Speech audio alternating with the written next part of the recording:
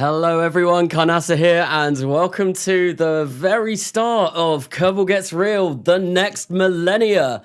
So what this live stream is going to be is basically kind of going through a little bit of what I've got in mind, and then probably going on to build some launch vehicles, because I currently don't have any. I also don't have a name for the space agency yet. That is currently going, well, there's an ongoing vote over on the Discord.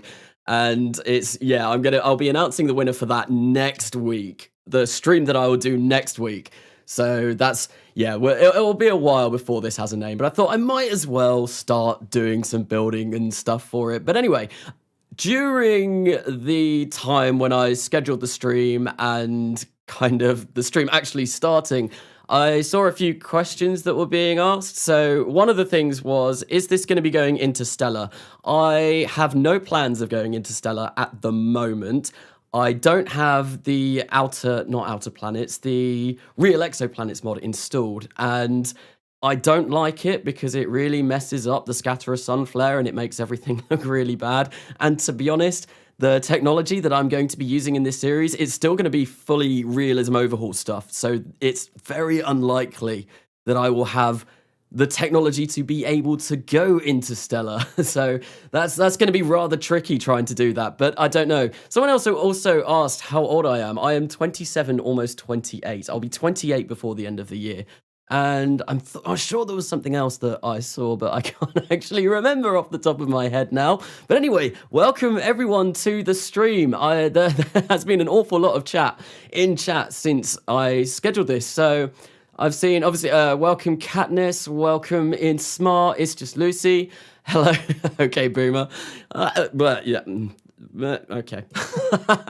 Welcome Possessed Kerbal, welcome Loro78, OSA 83, Pexa, Asa, Floatsy. Hello, welcome everyone. I can't really go through and say hello to everyone because there's a lot of people in here at the moment. But what I wanted to do is I did actually want to turn the music up a little bit. This is probably not going to make it into the actual series, so I don't mind having the music in the background. Usually I play with the music off so I can apply my own music to the videos once I start editing them. So what counts as a boomer? a lot older than me. I'm a young millennial, I think is what I technically class as. You didn't say hello to yourself. Shame. Hello, Karnasa. Welcome to the stream. So yeah, anyway, so yeah, hello everyone that is joining in now. So what you can see here at the moment, we're not at Cape Canaveral. And I'm not entirely sure if this is going to be where I end up, where I'm going to really do the series from, but there is a reason why I picked this. So if we go into the tracking station, I can show exactly where we are. So I picked up a mod today, which adds a load more of launch sites, and this kind of excited me because obviously me being from the UK, I found a couple that were in the UK. So the one that I have gone for at the moment is UK Hull. So that is Kingston upon Hull in the UK. And the reason why that is kind of special to me, this place, is I lived there for about 6-7 years. I went to university there, it's where I met my wife, and it's where she's from. So I kind of really wanted to try and do the space agency here. It might make it a bit difficult. The inclination, I imagine, is going to be quite high. So if we see that's up there and we go, so where's Cape Canaveral? Cape Canaveral is, I'm complete, there we go. Cape Canaveral's there. So it's a bit of a drastic inclination change. So I don't know how launching into the plane of the moon and all the stuff like that is going to work, and obviously trying to go for geostationary orbits from that high an inclination, it's going to make it a little bit more difficult, but oh well, it's something that I am going to have to work with. Boomer is no longer an age, it's a behavior. That latitude though, yes, yeah, it's going to be high. Hello N9, welcome, best of luck, you've won the game and basically unlocked career mode. Wait, excited to see what shenanigans go on. Do you mean sandbox mode? Because that is basically what this is going to be. So one thing that I've got 2 million funds at the moment. We can see we are in the 1st of January 2000. And I've upgraded everything. I've unlocked all of the tech. I haven't actually built myself some launch pads yet. I was going to do that. Oops. That was going to be some of my preparation. Well, wait, no, I've got a current launch pad set. Wait, what? Oh, okay. I did. So if I go into the Alt F12 menu, what I did was I did this cheat to maximum facility, and that has obviously upgraded my launchpad to the highest. What I do want to do is I want to play, to begin with, I think with 2 of these level 4 launchpads. So I'm going to create a couple of those now.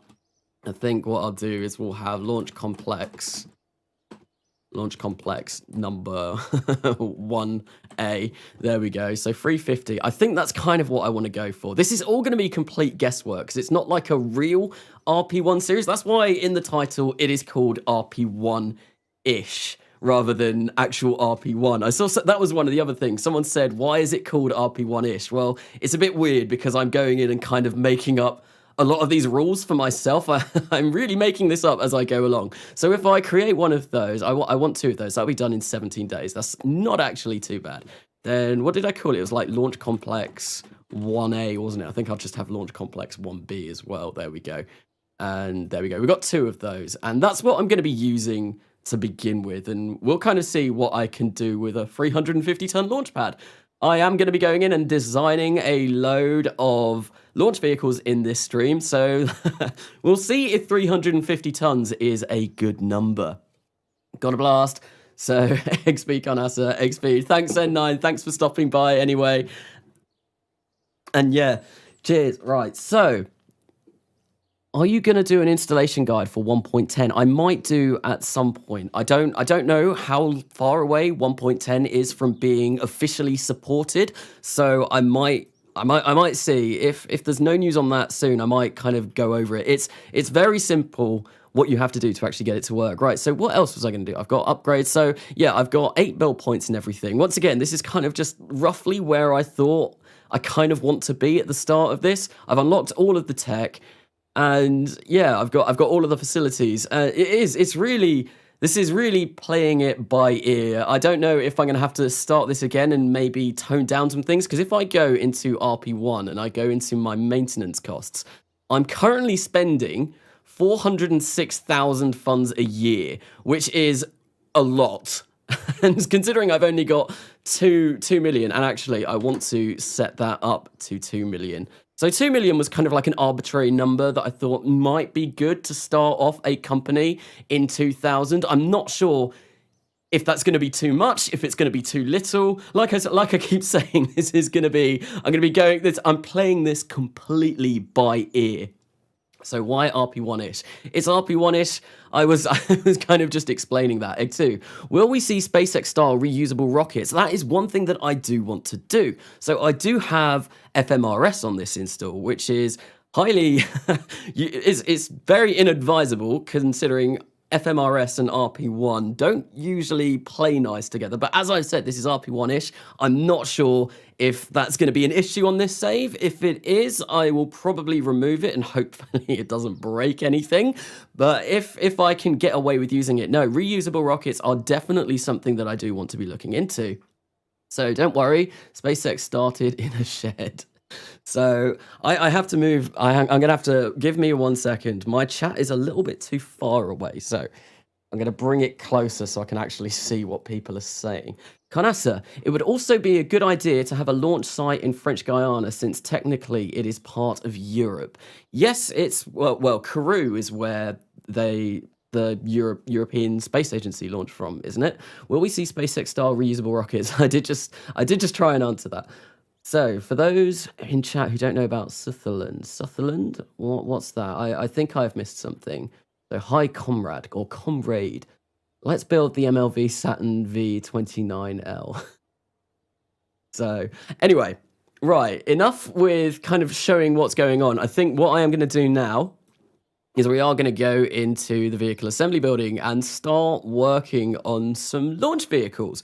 I'm not entirely sure what launch vehicles I've got an idea in my head. I think I want to go for a set of 3. I think I'm going to try and design a set of 3, probably a 5-ton to low Earth orbit launch vehicle for all kinds of low Earth orbit small satellites that I want to be doing at the start. Maybe also a 10 10 ton and then 25. I feel like those are good kind of tonnages to be able to get to low Earth orbit to do some of the basic stuff that I want to be doing at the beginning. I'm not sure though. I'll have to see. And oh wow, it's suddenly gone up to 100 concurrent viewers. That is the most that I've ever had on a stream. So thank you everyone. And actually, no, I hit 2K subs today as well, which is also something really, really amazing. Thank you everyone for subscribing to this channel. It was great. I think I've hit 2.01k now as well. But yeah, no, that was a very, very nice kind of thing to wake up to this morning. Yeah, no, I went to bed and I was on, I think, like 1,992. And then when I woke up this morning, I'd hit that all-important 2k mark, which was amazing. And yeah, no, I was very happy this morning, and I shook my wife awake and I was like, look, I hit 2,000 subscribers, and she was not best impressed. Is all I'm gonna say. So anyway, as a noob, how do you work out how much your rocket can lob into a certain orbit? So I don't really work on certain orbits, so I won't do a rocket that is capable of taking things to low lunar orbit or geostationary orbit. What I will do is I will design a rocket that can get to low Earth orbit. And the way that I do that is I get myself a fuel tank, if this loads up, and I get any old fuel tank. There we go. We'll get a separate structure fuel tank. We will go into here. Doesn't matter what we do with it. Open show tank UI. There we go. And now I can't actually see the right of my screen because I've moved chat over there. Oops. And what I'll do is I will fill this up with lead. There we go. And then we can see this now weighs 6.474 tons. So what I said I wanted to do, I wanted to do a 25-ton launch vehicle, 10-ton launch vehicle, and probably a 5-ton launch vehicle. So what I will do is I will get this tank and I will get that to, so 10.825. If I get that to as close as 10 tons as possible, there we go, it's 10.088 tons. Now what I will do is I will go around and build a launch vehicle around this. This will be our payload, our dummy payload, and I will build a launch vehicle around this. And what I want to do is I want to basically get to 9,400 meters per second of delta V. Shuttle is dumb and sad. Oh no, it's I mean, it was a colossal amount of money, but it's cool. Carnassa, you have to launch an EggSat at the start. So maybe if I do, one thing that I did kind of want to maybe get around to doing in this live stream as well is setting up my first communications network for the series. I want to set one of those up straight away because it's really annoying running out of comms all of the time. And maybe we could launch that on some kind of egg-shaped device. That might be quite funny. Ares 1X is better than everything. I really like the Ares 1X. I really, really like it. And it's actually one of the questions on question and answers over on the Discord is what is my favorite rocket, and I'll probably end up saying Ares 1 because I don't know, there's something about it that I really like. It is so incredibly ridiculous and dangerous and unsafe having crew on top of a single solid rocket booster, but I don't know, there's something about it that I really like. Oh, I meant to pick up fairings, reusable fairings for everything, and unfortunately I forgot to do that. Oh well. So anyway, with enough kind of like waiting around, oh, I love the KSP VAB music. Anyway, enough waiting around. Let's actually work on something. And this is, I think we'll go with smallest first. So I don't want 10 tons, I want 5 tons. And I think a 5-ton launch vehicle is gonna be good. I'm not sure. So there we go. We know that this weighs 5 tons. Now let's get ourselves a payload adapter. Ribbed payload adapter. I think I might have to turn down the music a tad because it is rather loud. It is rather loud at the moment. And so yeah, this is fine. This is fine. Payload ogive recolor. Let's grab one of those on and let's actually maybe make this. Oh, do I want 3 meters? Or do I want 2.5? 2.5 for 5 tons, I think should be okay. I might have to come in and change this later. So, Carnassa, I still haven't gotten any money for bringing you the moons. Well, it's the Jovian Moon Hunter himself. I'm assuming himself. I might be wrong. But I'm not sure. I'm very broke at the moment. Unfortunately, paying someone to recover lost Jovian moons actually is quite an expensive task. So unless you've got a big bankroll, I would highly recommend against doing it. But talking of lost Jovian moons, I'm kind of like so glad how the ending of Kerbal Gets Real went. Obviously that came out on Saturday, and yeah, no, I was so pleased with how that went in the end. Right, so 2.5 meters. I think I'm going to go for that for now. I am going to get fairing auto shape because I do want to tool these fairings. So in order to not have to tool them repeatedly over and over again, what we are going to be doing is, well, we will just tool one size. One size fits all, which is going to be amazing. Why do I keep clicking off it? Right, so okay, cylinder end. I used to call that cycle end because I didn't know better. I still think 2.5 meters might be a little bit too big for this. I'm not entirely sure. We might. I'll see. 2.5 means we can fit a lot in there, and I think maybe we'll go for 4 meters. Yes, yeah, there we go. That looks like it'll do us fine. Right, so now what I'm going to need is the all-important avionics unit, because that is, of course, going to be able to control our rocket, to control our launch vehicle, and we definitely want to be able to control the launch vehicle. Otherwise, it's not really going to be going anywhere. So I think, actually, if we make this a cone, and we will get it to be 2.5 at the top, bottom will be 2, just like that. And then something like that. There we go. We're going to go for a very Falcon 9-esque rocket with this design, I feel.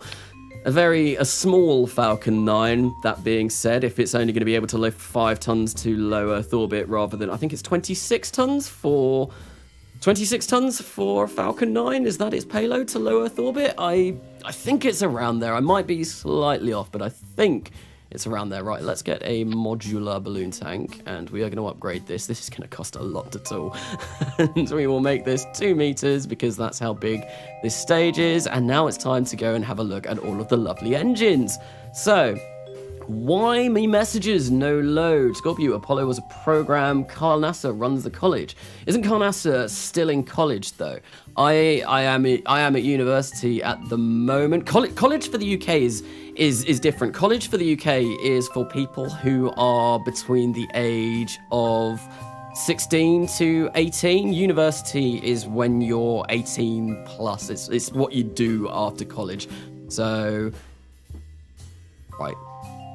I completely lost my chain of thought then. Chain of thought or train of thought?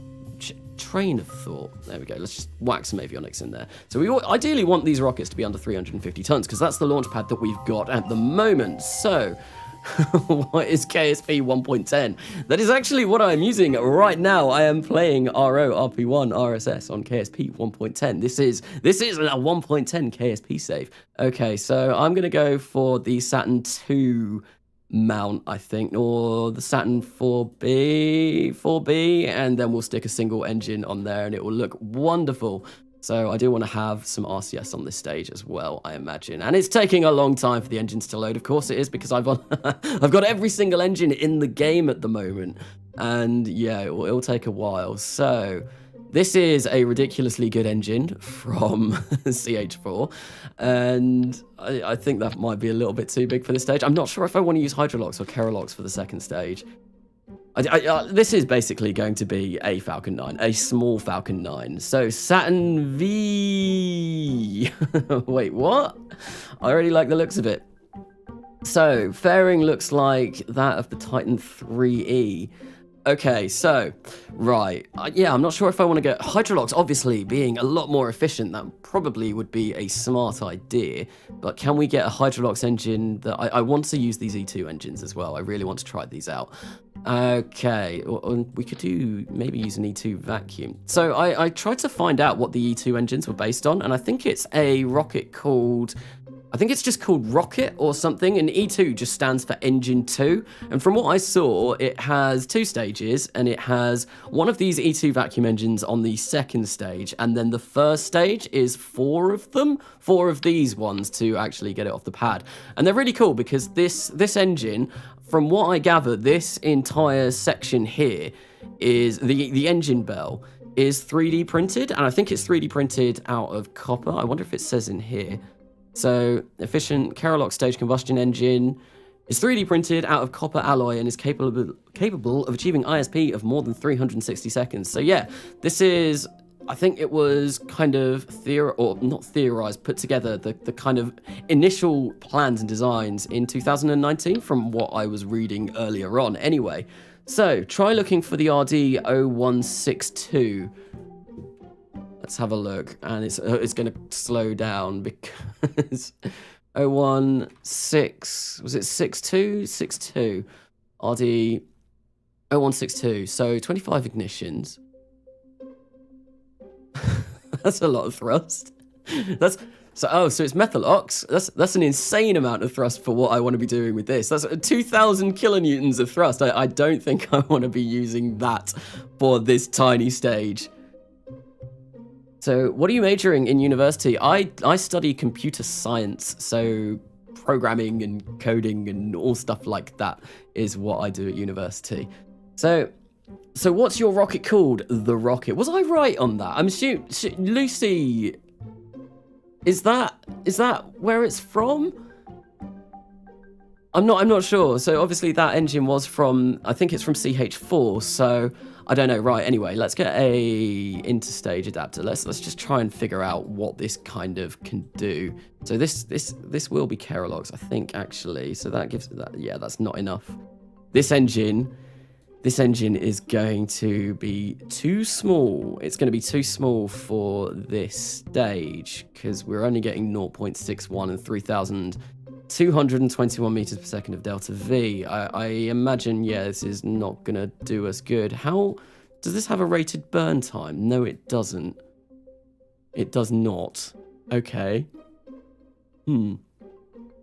Kanasa is from Rocket 1 from Launcher Space. Okay, so I was almost there. I knew it was something very simple like the Rocket or Rocket 1. But yeah, no, I was almost there. No, I was looking that up earlier today because I was just interested in finding out where this was actually from. So I don't know why I'm going to be doing this, but this is kind of, I imagine. So when I design launch vehicles, a lot of it is trial and error. Why does that float through there like that? I wonder if I can put a mount on this. Have a look. See if that fixes it. No, it does not. Interesting. Okay, so how small a tonnage do we need to actually get this to work? So I think this is going to be way too big, isn't it? So that only gets to 6,000 meters per second of delta V, and yeah, that's not all right. That's definitely not all right. KSP2, all my homies like KSP1 modded. I mean, I'm looking forward to KSP2. KSP2, I'm very much looking forward to seeing how that is and what it is when it comes out. I'm excited for it, and I'm excited to see how they do multiplayer. Multiplayer is one thing that I'm really interested in seeing what they do. Right, this is a ludicrous design. No, we're going to go away. We're not going to be bothering with this. It's a little bit too. Those engines are not capable of lifting the kind of tonnage that we want for the smallest rocket in our launch vehicle series. I wonder. So the Merlins are going to be too powerful because, like I said earlier, the Falcon 9 is a little bit more powerful than it can lift a lot more than 5 tons to low Earth orbit. Right, I probably should have come in here and had a look and kind of prepared myself for this build session, but oh well, I'm a fool. I am definitely a fool when I came in completely unprepared.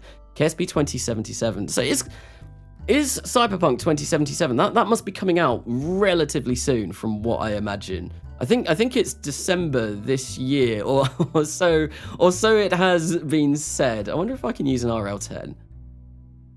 I mean, I do really like the RL10 engine. So that's not an RL10. That's an RL200. That's a very chunky RL10. It's a massive RL10. So we could get maybe one of that's got very...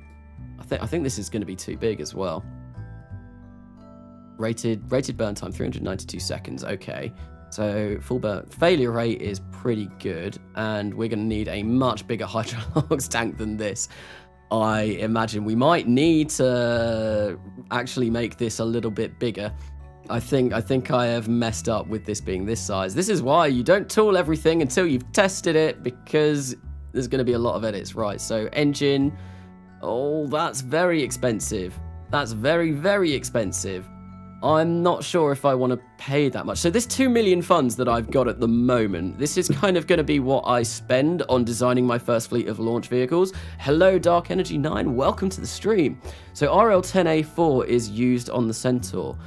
So Centaur, how... I don't actually know kind of what that can move around. So, or just use an AJ-10. I don't want to use an AJ-10 on this stage. I really don't want to use an AJ-10 on this stage. So that's got, I need to remove all tanks, and then we're going to go for Hydrolox in here. So of course, yeah, we get barely any. Thrust to weight ratio of 1.12. Okay. So it's out. Wait, is Cyberpunk out already? I didn't know that. I kind of want to try, like, check it out. I've never really played any of the... Oh, what are they called? The CD Projekt Red games. I've never really played any of them. I had The Witcher 2, which I played a fair bit, but that wasn't I didn't really play it a lot. And yeah, I think I might make this like 3.3 in the bottom 3. I'm gonna try. I'm really struggling to actually. Oh, I've really messed this up, right? So fair. So shape size 3.2 meters. Let's try. Oh, hello. That looks a little bit special. That does not look okay. There we go. So Cyberpunk is out on the 10th. Okay, so it is. It's not out yet. It's out in 3 days. Hey, attempt number 4. This is all of my attempts at building launch vehicles and stuff like that. It's all trial and error. It's definitely all trial and error. This, I don't think, is going to work. So that's 273 seconds of burn. How much? Rated 392 seconds. No, this isn't going to work.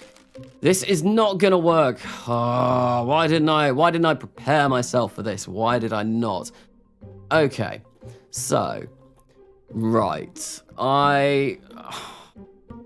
You know what I'm going to do?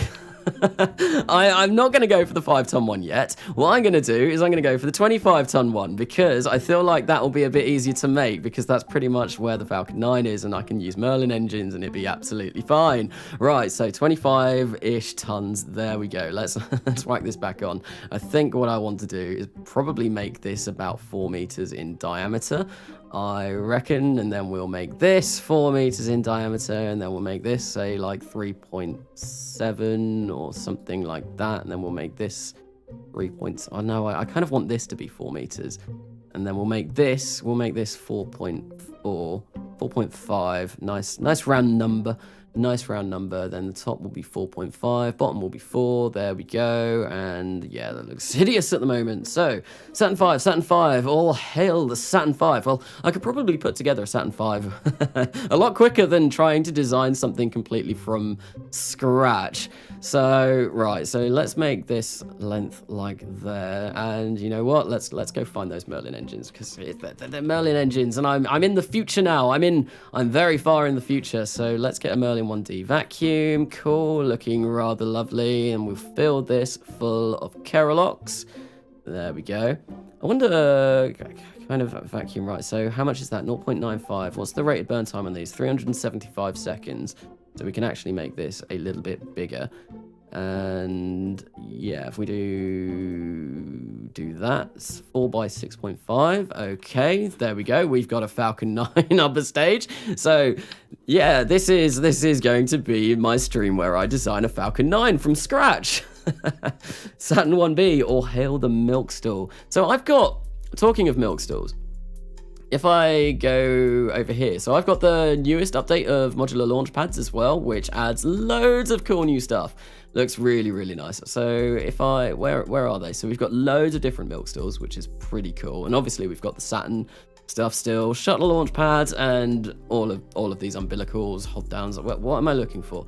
I'm looking for this. I think we've got new crew elevators, and I think we've got stuff for Atlas. We've got Mercury Atlas stuff, which is all new. There is, I think the Gemini crew ladder might have changed. So we've got, so the Delta 2 has changed. Atlas 5, that's all new as well. So yeah, no, they've added I think this update came out not that long ago. So it's really cool, some of the new stuff that they have added, and it looks incredible. Really looks good. Right, so now that I have basically built my Falcon 9 up a stage, it's time to go for our Falcon 9 first stage, because what do we I think, yeah, that's basically what this is going to be. Right, so if we just make an interstage adapter, probably get some extra height on this. I think I do want to add some kind of RCS on here as well. I think maybe we will go for, I could do with some, I can't remember what it's called, internal RCS. I don't have that mod, and it's a great mod, and you can just kind of, rather than having these RCS just kind of stick out like that, I suppose I could maybe get these. They might look a bit smarter. If I go for these like this, there we go. Let's go for engine. I think we'll use MMH and NTO. Oh, that was a costly expense, and we are going to actually have to buy the Merlin 1D vacuum as well. This is going to be an expensive. This is going to be an expensive session. I might need more than 2 million. I honestly don't know. Considering when I'm going to have to tool all of this, right? So how much is this going to cost to tool? 121,000. Okay, so that's not too bad. This will be our largest launch vehicle as well.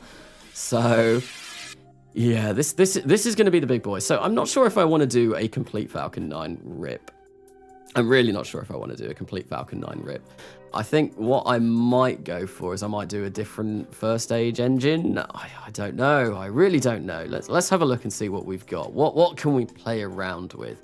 So 9 Merlin 1Ds. How much thrust does that provide? Where are the Merlins? Where are the Merlins? Where are the Merlins? Merlin 1C, Merlin 1D. So that's going to be what, about 6,000 kilonewtons? Thereabouts. My mental math is really hard. If we have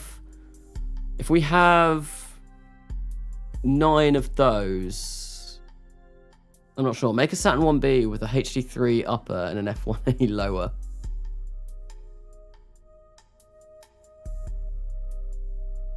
I don't actually know what the Saturn 1B looks like.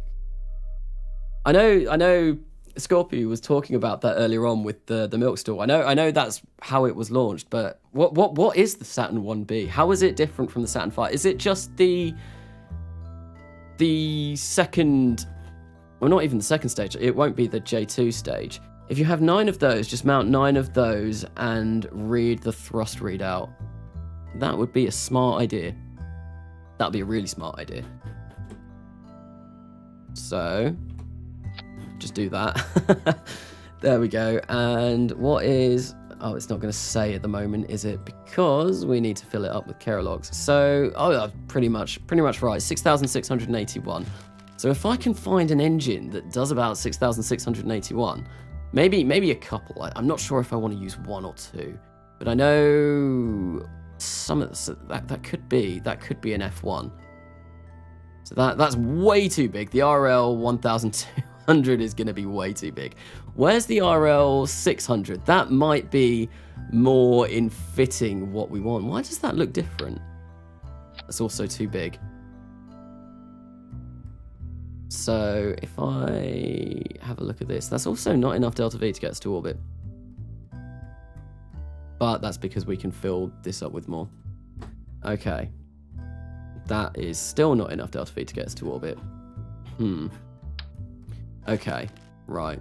So let's remove all the tanks. Oh, do I just go for a Falcon 9? Carnassa, S1B has Saturn 5 third stage, and the first stage is 9 redstone strapped together. Oh, okay. RLA is obnoxious. Was that what this was? The RLA. This RLA 1000, what, like 1200 is insanely big. It's ridiculously big. This thing is absolutely mad. Absolutely mad. Right. So, yeah, I'm really kind of like not sure about this. let me have a think. So if we go, it's 377 seconds. So we need like 5,000 meters per second in our first stage. Oops, that was my phone. Oops, I hope it's not broken. 4 raptors. I mean, we could try 4 raptors for a Methalox first stage. Raptor surface variant. We don't want 9 of these. If we go for 4, we're going very SpaceX. Very SpaceX. So we go for that. That gives us almost. Whoa, this actually is. How much are the raptors? 245. They're not even that expensive. Amazing. This. Oh, there we go. It's disappearing into the rocket though. So that's now 9,409 meters per second. We've got 178 seconds of burn on this first stage. So why are these don't have, right, okay. So that, what kind of thrust to weight ratio is that? That's 1.36. If I get this down to about here, 1.23, that's kind of like a nice thrust to weight ratio. And because I've now got 9,749 meters per second at delta V, which is going to be way more than enough to actually, this is basically a bastardized Falcon 9. We've taken 4 of Starship's first engines, and then we've whacked a Merlin 1D vacuum on here as well. So yeah, no, what I was saying, if we've got 9,749 meters per second of delta V, that will give us, what, almost 350 more than we actually need. And we'll probably have more than that anyway. That means we shouldn't need to fully burn this first stage, which could be very interesting if we do want to recover it. That's kind of where my thinking is going here at the moment anyway. So let's get some conic fairings on. Right, there we go, and they need to be a little bit bigger. Just a tad. Not that much, thank you very much. There we go, we'll go, I think that kind of fits. I think I'll colour these in like that. I'm not making a Falcon 9, I promise. I'm definitely not. Okay, so that is a little bit too much, so we do need to take that down just a tad, I think. About there. There, looks like it's bang on perfect. Right, so how much does this weigh? Oh, that's unfortunate. Right, so it looks like we're not going to be able to get 549. Right, no, I'm going to have to scrap this idea as well. Oh, because my maximum pad is 350 tons at the moment. I don't know why I thought I'd be able to get a payload fraction of 10% to low Earth orbit. That seems a little bit silly. So, right, no, okay, right. Really starting this time. We're not going to be... Well, it wasn't quite 10%, was it? But it's close. Right, okay, so 10 tons. Let's try this one final time. One final time. Kanasa, maybe with the smaller launch vehicles, you could maybe use a solid rocket motor, a bit like Vega or Minotaur. So, Kanasa X, wait, what am I missing? Have you ever seen Two Pretty Best Friends? No, I have not. I never expected the new series to start so soon. So this isn't really the start of the new series. This is just me trying and failing rather badly, to design some launch vehicles. Some launch vehicles for the new series. Yeah, no, this isn't going very well. This really isn't going very well. Right, so I've been playing too much coming home. So one thing that I've been doing today is I've got all of Beyond Home kind of for the next episode. It's all been done, and now I just need to do a little bit of voiceover for it. I want to release that on Wednesday, and because I've not been playing RO for a while, kind of all of my RO knowledge is seeping out. It's going away. I'm losing it, and yeah, this is I probably should have played around a little bit before doing this, before coming in and trying to build some launch vehicles. I want a cone. Give me a cone. There we go. So what was this? This was 3.5. Let's go 3.5. Go on. Go on, that sounds nice. And we'll go for 3 at the bottom.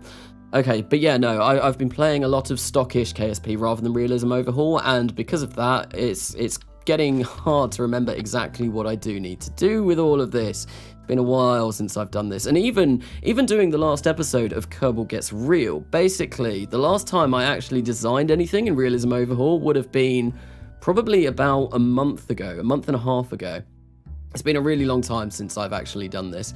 So yeah, like I was saying, I probably should have actually tried to figure out what I wanted to do, but oh well, no, I am very silly, and yes, I haven't really done anything right. So, okay, I want modern engines. I really want modern engines for this, because they've got a lot less chance of failure, and because this is a new save, well, TestLite, everything is going on its default values at the moment, so anything that isn't modern is going to fail a lot, and I'd rather not have a lot of failures, right? So I'm basically, now what I'm going to do is I'm just going to go looking through all of these engines, checking their thrust and seeing if that would be a nice fit, and just really playing around with this.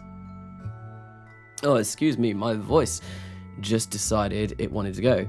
So, Danny Rolales, oh, we're just making fun of Carnassa's rocket designing skills. My rocket designing skills leave a lot to be desired for some reason in this live stream. It's been a while since I've designed launch vehicles, especially on stream. What have people been saying anyway? Carnassa, if you launched an F9 style rocket from Britain, you could land it in mainland Europe instead of a ship. Because yeah, no, my trajectory would take me over, from where I launched, I think it would take me, oh, well, over Belgium? Maybe not even Belgium, maybe Germany, I think. You can still use 1.8.1 mods in 1.10. So yeah, I've got a lot of 1.8 mods in 1.10 at the moment, I think. What's 2020's, oh, this is JAXA, so Japanese. This is 1,471 kilonewtons. So this is way too big. No, we're not going to be using that. I do want to use a Hydrolox upper stage. I do really want to use a Hydrolox upper stage because Hydrolox is very efficient, and it's just nice. It's really nice. So, although if I have a look at the, no, that's too big. That's also way too much thrust. Okay, so. Okay, right. RL10 100, that's 66.7, 65 kilonewtons of thrust. That's 112 kilonewtons. I don't like the fact that this has to deploy, but this might be. So ignition failure is pretty high. Engine, it's going to cost us an awful lot of money to buy one of these, but what's this going to look like? We're going to need a really big tank for this as well, aren't we? Because it's Hydrolox. No, this isn't going to be able to lift. This is, no. We probably need something with around 300 kilonewtons of thrust for this stage, I reckon. 574. What's that like in vacuum? Not great. 490. Unless I just go for a core stage and have boosters do a stage and a half design, but I don't really want to do that. I really don't want to do that.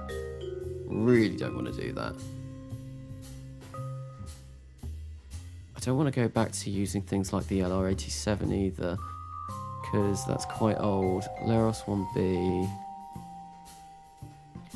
J2, so yeah, simple. I could make a ridiculously big launch vehicle right now. Actually, no, I say that I've not designed anything. I did the Falcon 9 quite recently, the Falcon 9 to the moon, but that's because it's a ridiculously large launch vehicle. Designing ridiculously large launch vehicles is a lot easier to do than it is to design something around a certain tonnage that you want to get to low Earth orbit.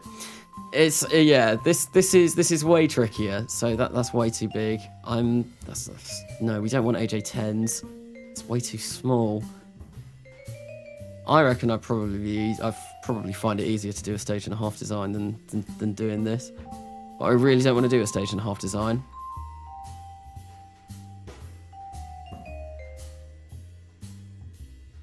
Right, so that is, it's 445 newtons, not kilonewtons. That is going to be way too weak.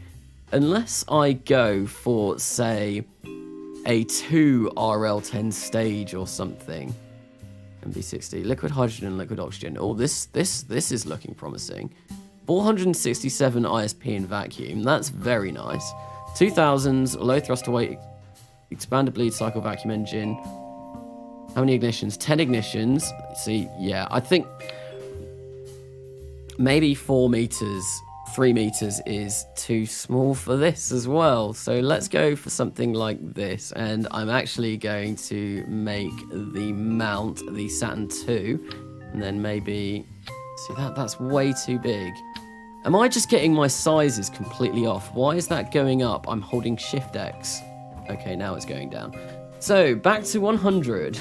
AJ10 early, boys. AJ10 early is really bad. Yes. Conasa, are you allergic to the RL10? No, I'm not. Should I be using the RL10?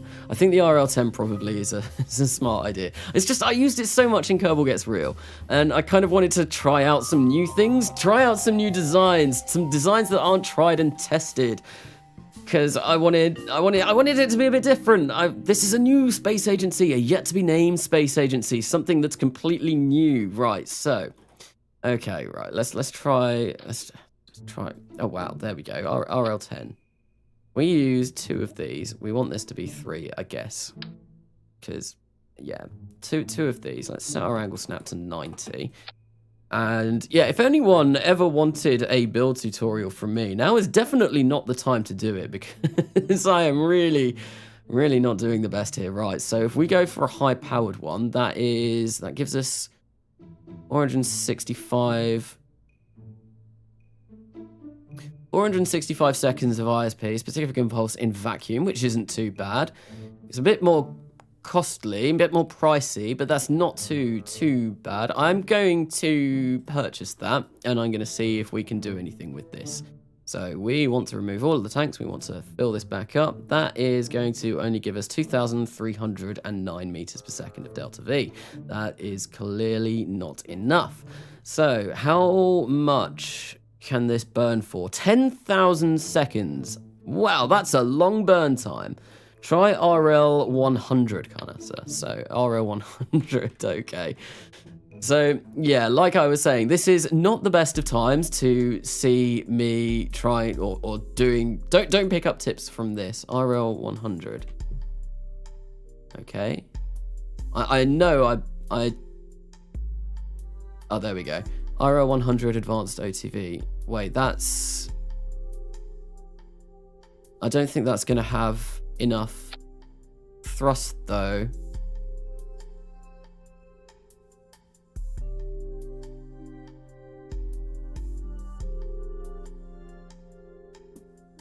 I mean, its specific impulse is amazing, but for second stage, I don't think this is going to have enough thrust. In the Kerbal Gets Real, the new Millenia chat, I put links and maps. What's this? I put links and maps. Links and maps to what? Am I missing something? Make it longer, not wider. Yeah, I think we're going to need a couple of engines at least. That's how much. So. Right. So 0.7 thrust is okay. I think...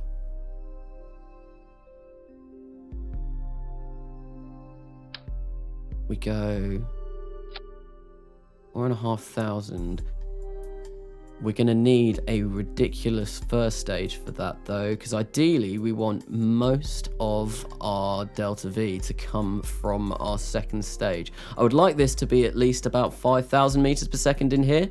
So Rip Stationary X, bye Carnassa. Well, thank you for stopping by the stream. And yeah, thank you. So I think, do I really want to use 3 of these? Oh, that's the wrong button. Okay, so that's not actually going to raise our price a considerable amount. Am I using this high one? Yes.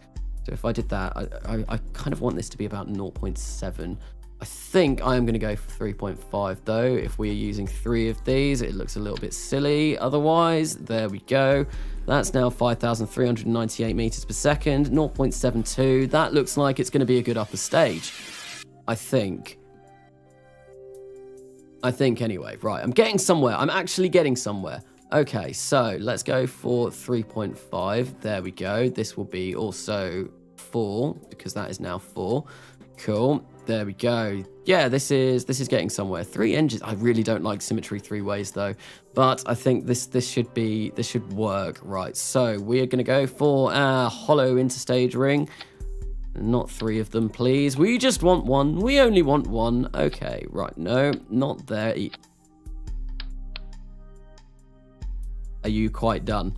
Right. So extra height.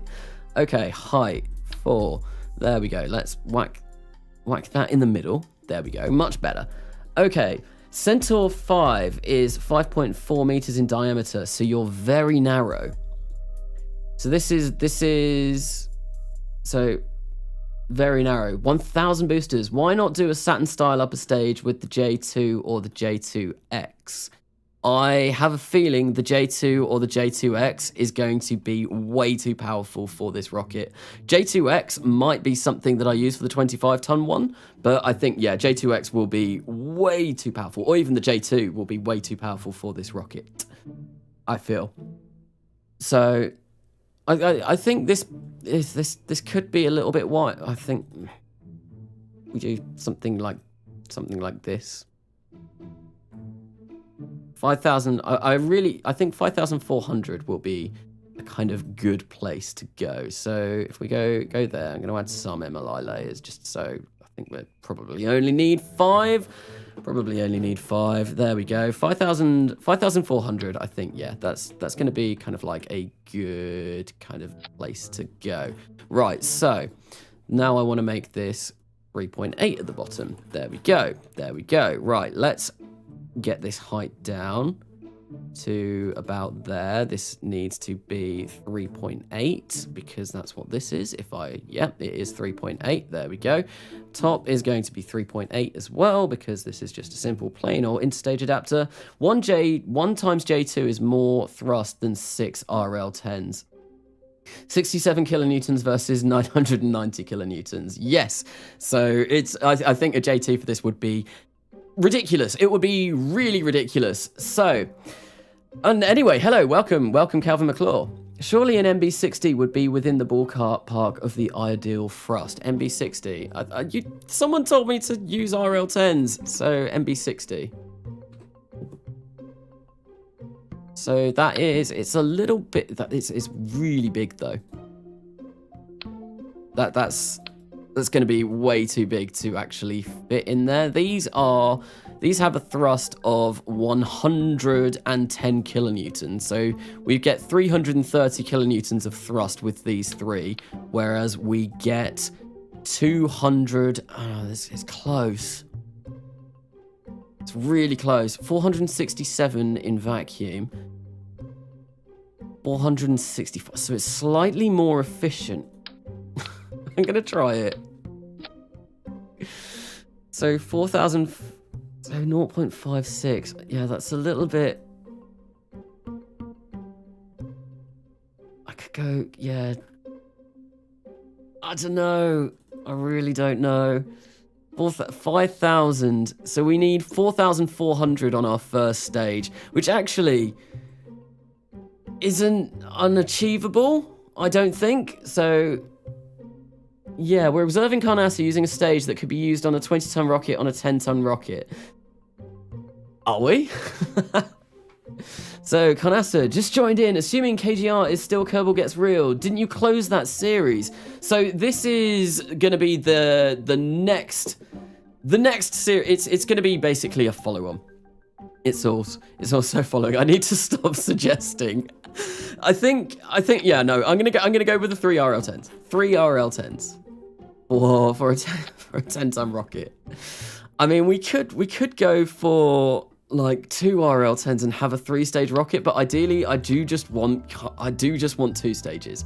I do just want 2 stages. 2 stages is is what I want. There we go. Right, so that's okay. There we go. Let's just use this as we were not that long ago. Right, so 0.78. I think, yeah, we will get this back up to 7 meters. There we go.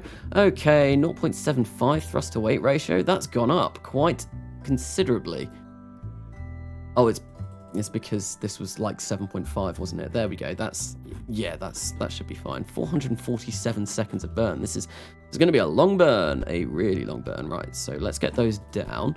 And I think, I'm not sure, I might, yeah, no, I am going to place some RCS on this just so we can move it. I create, how much does this weigh? 47 tons.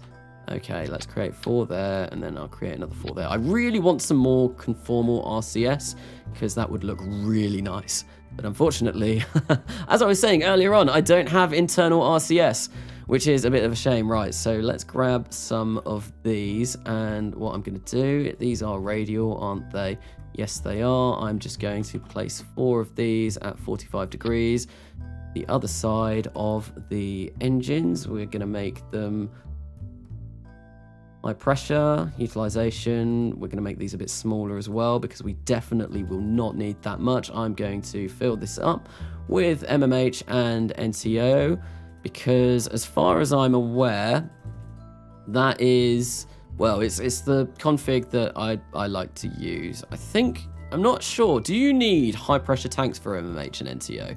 I don't know. I'm sure I've had a craft before that used it and didn't require high pressure tanks, but I'm not sure. Power, get internal RCS. Yes, I was talking about that earlier on. Hello, So Not the Hero Type. Welcome to me failing spectacularly to build a rocket for the new series. This has gone really badly. I really should have done some prep work. Kind of had at least a basic idea in my head what I wanted to do. But unfortunately, I did not because I am rather silly. And well, to be fair, all of today, and I've been working on Kerbal Gets Real and getting that finale out and doing all kinds of stuff like that. And then I've had uni all day today. I'm quite tired as it is, so I'm probably not going to be as good as I would like to be anyway. And yeah, no. So, but yeah, it doesn't change the fact that I probably should have done some kind of preparation for this because, oh yeah, designing for me takes a while. It's a lot of trial and error because I don't like to copy. I like to do some kind of real world examples, and one kind of ludicrous rocket that I built the other day in Realism Overhaul. So I think it was Scorpio. I don't know if he's still in the chat, but Scorpio left a comment after I did the Falcon 9 thing saying land a Mercury capsule on Mercury. So I tried doing that. I've got kind of somewhere with it. And I wanted it to be a little bit of a special launch vehicle rather than just something that looked ridiculously big and silly like the one for the Falcon 9. And what I actually came up with was the Black Arrow, the UK space rocket Black Arrow.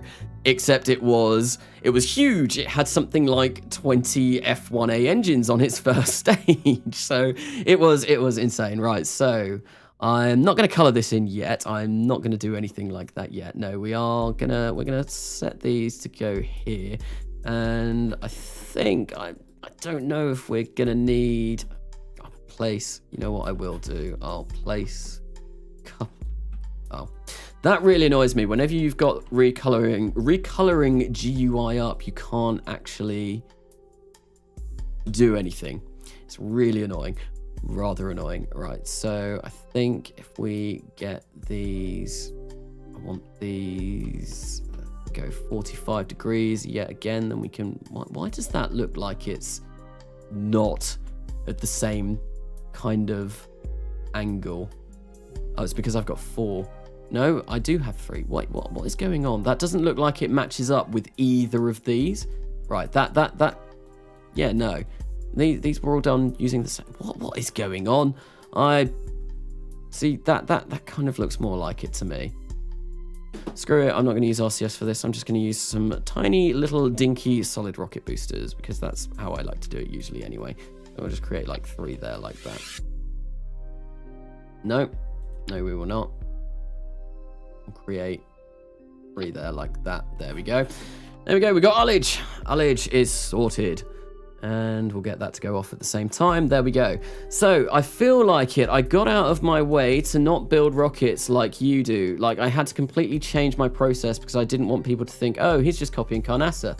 Actually, I'm going to send you a sneak peek of the Dragon 2 and Dragon 3 over Discord when I get home. Cool. I still need to finish watching the end of your episode. I'm still halfway through because I forgot to actually carry on watching that. So yeah, no, I was watching that yesterday and my wife kept talking to me whilst I was watching it and she kept interrupting and I was like, okay, so I turned it off for a little bit and then forgot to go back and watch the end. I do need to do that. So if anyone doesn't know, yeah, go check out So Not the Hero Time. Obviously, he was in the beginning of the end of Kerbal Gets Real. He had the outro line. Thank you very much for doing that. Very, very, very cool. And yeah, no, there was a lot of people who were in that introductory section. There was, yeah, and I'm really, really thankful to everyone who did get involved because they really made it kind of like a special way to finish the entire series. It was really cool. Really cool. I'm very thankful to everyone that got involved. Right, so with this, I think what I'm going to do is I'm going to get a boat tail because I feel like a boat tail is definitely required for this. I really don't know why, but go on. We'll try boat tail. There we go. 20 meters. I think this is going to be way too heavy. We're gonna. I don't know. I really don't know. Okay, so. It's okay, the second half is pretty bad.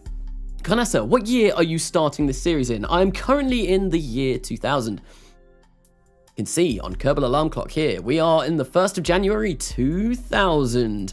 Am I one of them? Uneducated Senior, Lamel, all my favourite KSP YouTubers in one chat. So yeah, no, all of the RP-1 guys, I mean, I frequent N9s and Cosmonaut Crashes streams quite often when I can. So N9 always likes to stream when I'm going to bed because his streams start at midnight my time. So I try and catch those when my sleeping pattern is a little bit messed up, but a lot of the time I do not manage to catch those. So now that we've got that, I really like the look of these E2 engines that I was talking about earlier on. How many of these would we need? What do they provide? 90 kilonewtons of thrust, so we're gonna need a lot of these. Like, a lot of these. Is this gonna be silly? Is this gonna be too silly to try? I think maybe if we do something like that, how much thrust is that actually gaining us? So if we go, we want kerosene and liquid oxygen, right? So, oh, hello, that's actually more than enough. But what is our sea level thrust? 0.55. Amazing. So these are not powerful enough, even if we get a ridiculous amount of those. Okay, so last person we need is Scott. Katniss can't type. BFR. Carnassa has BFR syndrome. Basically, yes. I wanted to try and fit as many rockets on there as possible. So we'll get loads of Raptors and just stick those on at the bottom. I think if we could get away with just one engine would be amazing. I'm not sure what one engine I kind of want to use though. Gamma, or we could make a Black Arrow at some point. No, we're not going to be making the Black Arrow. We are not going to be making the Black Arrow in this stream. Definitely not. So let's try and find ourselves a good thrust to weight ratio, preferably Kerolox engine. I think maybe I want my thrust to weight ratio to be about just over, maybe like 1,600 or somewhere around there. I'm not entirely sure. I do not want the Lunar Modular Ascent engine, definitely not. Don't want M1s. These are all Hydrolox, aren't they? Yeah, so we don't want those because they've obviously got terrible specific impulse in a vacuum. Not in a vacuum, at the surface. Do we go with Merlins? Do we go with a couple of Merlins? Wait, maybe we go with 4 Merlins. So this is like the Falcon 4. Yes, the Falcon 4. I think I'm straight. Like every time that I do stuff, I'm definitely going for things like the Merlins and the Raptors because I've not had the chance to play around with these yet. And I am very excited to be able to do that. Right, so that has absolutely killed our Delta V. So those E1 engines were a lot better. So even 4 Merlin 1D. So yeah, let's make a Falcon 5. Falcon 5. There we go. 5 Merlin 1Ds. And actually, we can upgrade these, can't we? Oh, that's pricey, though. That's really pricey. So, when I said we probably need about 1,500 kilonewtons of thrust, I was way off, way off. Carnassa, Merlin's in the 2000s, way too unrealistic, unsubscribe. Like I said, we are going to be using the technology tree that I have got from Kerbal Gets Real, so we are starting in the year 2000.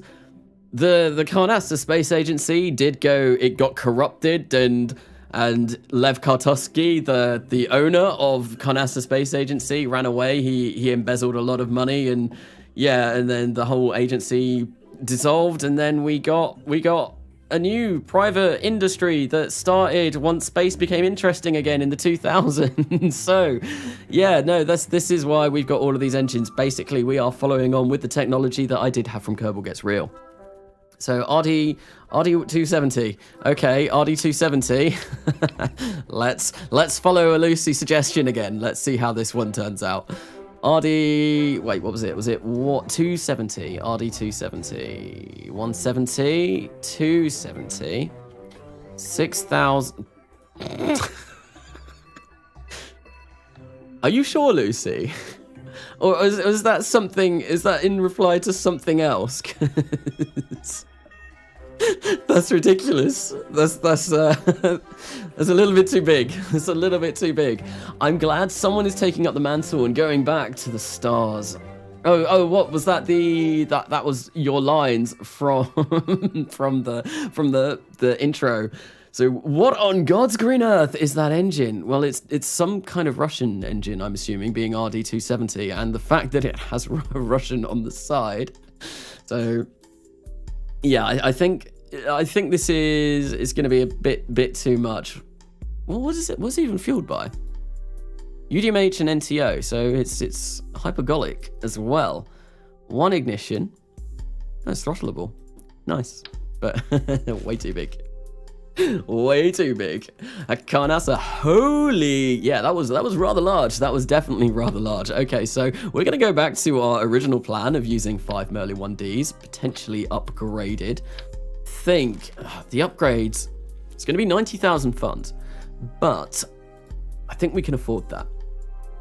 I definitely think we can afford that. 1D plus. So that gives us 914 kilonewtons each, which is almost 200 more than the Merlin 1D, which might actually be enough just to use 4 of these.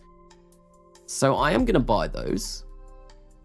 I'm going to buy that upgrade. And let's remove that. So that's 1.24. That's not too bad. Although, unfortunately, we do need some more Delta V. We need to be about here, and 1.03 is not enough. 1.03 is definitely not enough. These are burning for 215 seconds. They've got a rated burn time of 350. Okay, so, right, they are a little bit offset. There we go. So, yeah, Falcon 5. Something like 350. Carnassa, any chance of a Sea Dragon? I don't think I have the required engines for the Sea Dragon on this, so I don't know. And I mean I could try. You know what I could do? I could actually just do a separate video doing the Sea Dragon. That might be something more interesting, right? So we're not going to be able to build our 25-ton launch vehicle, which is a real shame. So this is 9,409 meters per second. That's absolutely fine. That's kind of roughly where we want to be. So now let's make a funky looking boat tail. I think if we go something like, let's get our height to about there, base, and then let's do something like that. Okay, density can go all the way down because we don't need that. So I've not got a flag for the Space Agency yet for this new series. You can see I am still using the old Carnassa Space Agency flag that I did once, that was part of Kerbal Gets Real. Once I have got a name for the Space Agency, we are going to probably, well, these rockets, these launch vehicles, I will go and plaster conformal decals on and all stuff like that. But for now, what I'm doing is I am just going to be making sure that these all actually work. Right, so why is our utilization poor? Right, that needs to be service module 4. I think if we go for about, what do we want? Maybe 2,500 electric charge. That probably will do us. That will more than do us. We do not need that. Right, so let's go. Where's tank UI? Where's it gone? There it is, all the way at the bottom. So let's try 200. That gives us, that's still way too much. About 100. 2 hours and 45 minutes. Really? That's interesting. That's really interesting. Okay, so let's grab those in there. They can go in there. 9,000. Oh, wow. Because we had so much electric charge in there, it was making our delta V go down a lot. So we really, really did not need a lot of this. Right, so our thrust to weight ratio on that has gone up. So this we can probably make do with 4 Merlins. Okay. 4 Merlins, so although if we make this smaller, we've got 9,600. Yeah, we can get away with 4 Merlins. Lovely. Let's make this like 22.5. Okay, right, so 9,775, 1.22 thrust off the pad. That's good. And then we want those to go. We want those to go, and we never want those to go. So this actually looks like it's pretty good to go. I think what I do want to do is this potentially could be recoverable this stage. Maybe if, I don't know, do I go for a 5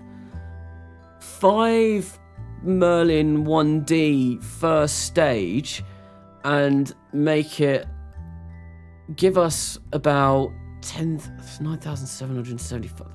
No, this should be recoverable. I reckon. I don't actually know. I really don't know. But what we can do is if the worst comes to the worst, let's just whack a couple of parachutes in here, and then that way we can land them with parachutes. I don't want to do this. And one thing that I do actually want to that I do really want to do for this series, I want to start using KOS and start writing like proper landing scripts. So yeah, we're just gonna, I think if we input craft mass, by the time we've burnt through all of the fuel, there's probably like, let's make it weigh 15 tons, and we've got 2 parachutes. There we go, and yeah, that's fine. Total part cost. Ooh, so that's actually quite heavy. Ooh, very heavy. Ms. H, can I help? And do use PVG. Don't use MacJeb because I think it's OP. Wait, so KOS is too much doing stuff for too little payoff. Do use MacJeb. I use MacJeb. I use MacJeb for all of my launches. The reason why I want to use KOS those to do like landing scripts for stuff like this. So I probably need grid fins and stuff like that for now. I don't know. I'm not entirely sure. Do I even have grid fins? I have air brakes. They look very stock. Very stock indeed. I don't think I actually have grid fins. I've got the Mercury stabilizing flap, destabilizing flap. I'm not going to put one of those on. But we've got grid fins for the N1. I didn't realize the N1 had grid fins. Okay, so there we go. Okay, right. So I think what I'm gonna do is I think this should work, but I want to launch it anyway. But first, actually no, let's color it in. Let's grab our painting brush and let's make this look like something. I don't know what we're gonna make this look like. Oh, you know what I do need to do? Before I forget, right, we are going to go for some separation motors so that this goes flying back when we separate and doesn't cause any issues. There we go. Lovely stuff.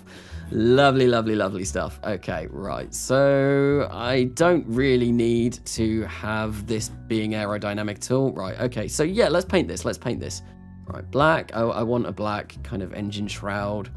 It's kind of what I always go for. I think we'll go for Cortex. I want one of these. There we go. Something like that. Something like that. Nice black interstage. And then we're gonna go for... I don't know. I think maybe we'll just go for plain white like that, and we'll open our recoloring GUI, and I want this to be completely white like that. There we go. I'm going to get rid of the flag as well. We don't want a flag on there. Not for the moment anyway, and I'm going to make these white as well, although I do want to... This is a Hydrolox stage, so obviously this is a Kerolox design, so the liquid fuel and liquid oxygen. Liquid fuel? I've been playing too much Beyond Home. I tell you, I've been playing way too much Beyond Home. So variant, it's not letting me change it. Oh, there we go, Hydrologs. So there we go, we've got all of our liquid hydrogen there now and our liquid oxygen at the top. So, got to use the J2X. What am I using the J2X for? Conasa parachutes were tested for the Falcon 9, but they didn't open in time. So, we are going to probably have a little bit of a... We will be able to use propulsion a bit. I can't... Well, if I use MechJeb PVG, it will use up this entire stage, which will be interesting, which is another reason why I might need to write a KOS script for doing something like this. It'll definitely be interesting. Right, so, okay, part recoloring.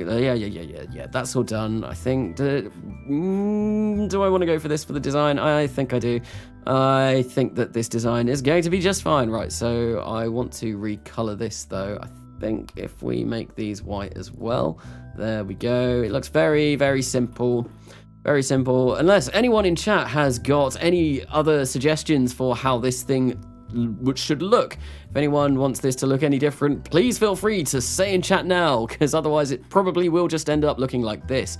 Okay, so I want to toggle flag visibility. Like I said, we're not using flags at the moment, and I think if we color this in as well, let's get our paintbrush and actually paint in the avionics, the all-important avionics. And we're going to go... This is really a follow-on from my last series. I always liked painting avionics orange. Well, orange and white, because it's obviously the colours of my channel. So orange upper stage, you want an orange upper stage. So a completely orange upper stage. Like that. Slap a massive Polish flag on. Conasa, I came kind of late to the stream. Is this new series going to be a solar system only extension of Kerbal Gets Real series, or is this going to be Kerbal Gets Real Interstellar? This will still be solar system as far as I know. Well, because the going Interstellar in Realism Overhaul, I just don't think it's going to be feasible. I don't know. There is the Real Exoplanets mod, but I don't have that. For one, I don't like what it does to scatter as sun flare. It makes it look really, really ugly.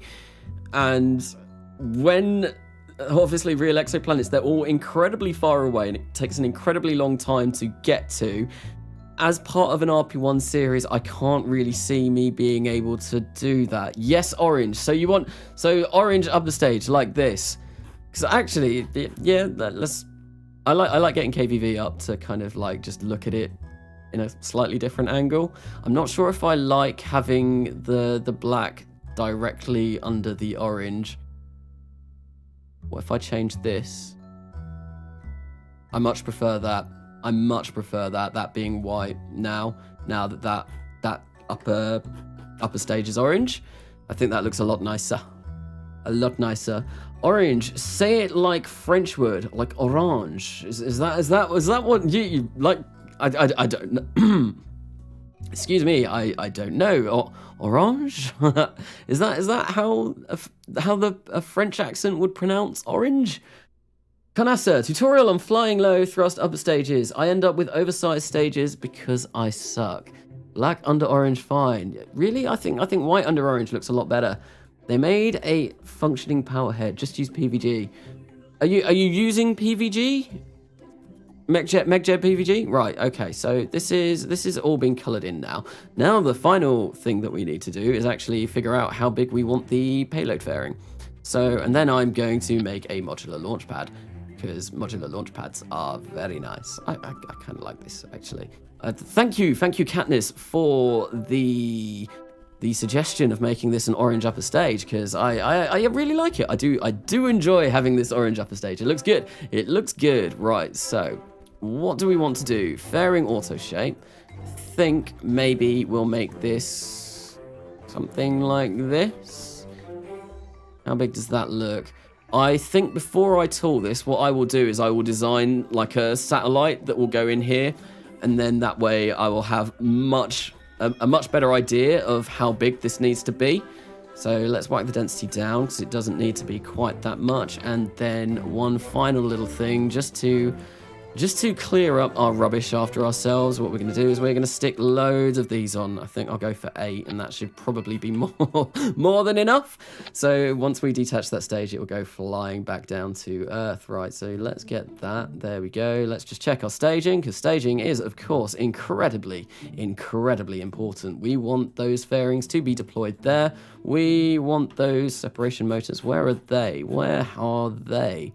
They are there. We want those to go at the same time as those. I'm not actually going to get rid of that interstage, actually. I'm just going to let this go like this.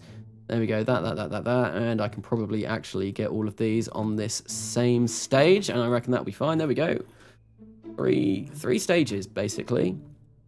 Not bad. 9,649 meters per second at delta V. Very, very nice. So I've got Purgy, not a real engine. No orange. No orange. Maybe for a change, dark blue upper stage, and the rest to be mainly white with cyan accents. So, Katniss's rockets always look good. Find me its truth. I am going to be very much in agreement with you, Katniss. Your rockets do always look really good. And whenever you've posted videos or whenever you've posted over on Reddit of stuff that you've been doing, I have always been kind of a bit jealous of your rocket design, thinking, damn, they look amazing. So, yeah, they look really good. So, maybe for a change, dark blue upper stage and the rest to be mainly white with cyan accents. So I think what I'll do is I will leave this orange, because otherwise, Katniss has spoken, and I will leave this orange, but I will try and remember that. Dark blue upper stage and the rest to be mainly white with cyan accents for the 5-ton one that I will be designing momentarily. What have I done? What have you done, Scorpio? What have you done? Kanasa, you should do a test payload for this rocket, something like an egg, maybe. I mean, we've got a 10-ton thing. Right. Okay, let's send an egg to space. Let's send an egg to space. Okay, so I don't know what I'm going to call this rocket yet. So this will be... I don't even have a space agency name, so I can't even name it after the agency. I know this for just for old time's sakes. This is in the same universe as Kerbal Gets Real, so this is going to be the Harper-1, named after Albert Harper, who was obviously first man in space, first man on the moon. He was first man to do a lot of things. He was the first man to steal my heart. And yeah, no, so we will name this the Harper-1 for now. This is the test name. The test name. Kanasa, congrats on 2K subs. Thank you very much, the Weekly Kerman. Thank you very much. Polish is not easy by any means. It's extremely hard to learn. I'm not very good at languages whatsoever. Right, so if we save this Harper-1, what we're going to do now is we are going to make an egg. We're going to make a 10-ton egg.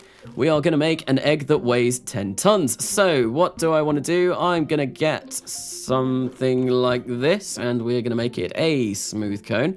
And our top will be 0, our bottom will be something like this. There we go, and that's looking very egg-like at the moment. And let's just grab this if I can. Why would... oh, it's because it's the root part. I can't alt-click a root part. There. I thought you could. Maybe not. Maybe I'm thinking wrong. Right, there we go. Smooth cone, top. No, that's the wrong way. Okay, let's just do this again. String structure. Let's grab this. We will make this a smooth cone. Top. There we go. There we go. Bottom. That's a little bit too not eggish anymore. So let's try and Maybe something like that, but we'll make the length a little bit smaller. that kind of looks like an egg now. Maybe there's something we can do with this top. No, I don't. I think that's definitely the best. There we go. That is an egg. That is, for all intents and purposes, that is an egg. But we need to color it in. So what is this going to be? So eggs over in the UK, they're like pink with brown spots on them. Can I make this pink? So if we get red all the way up, and like make it, we don't want it metallic. Okay, this is going to be really hard. How do I make pink?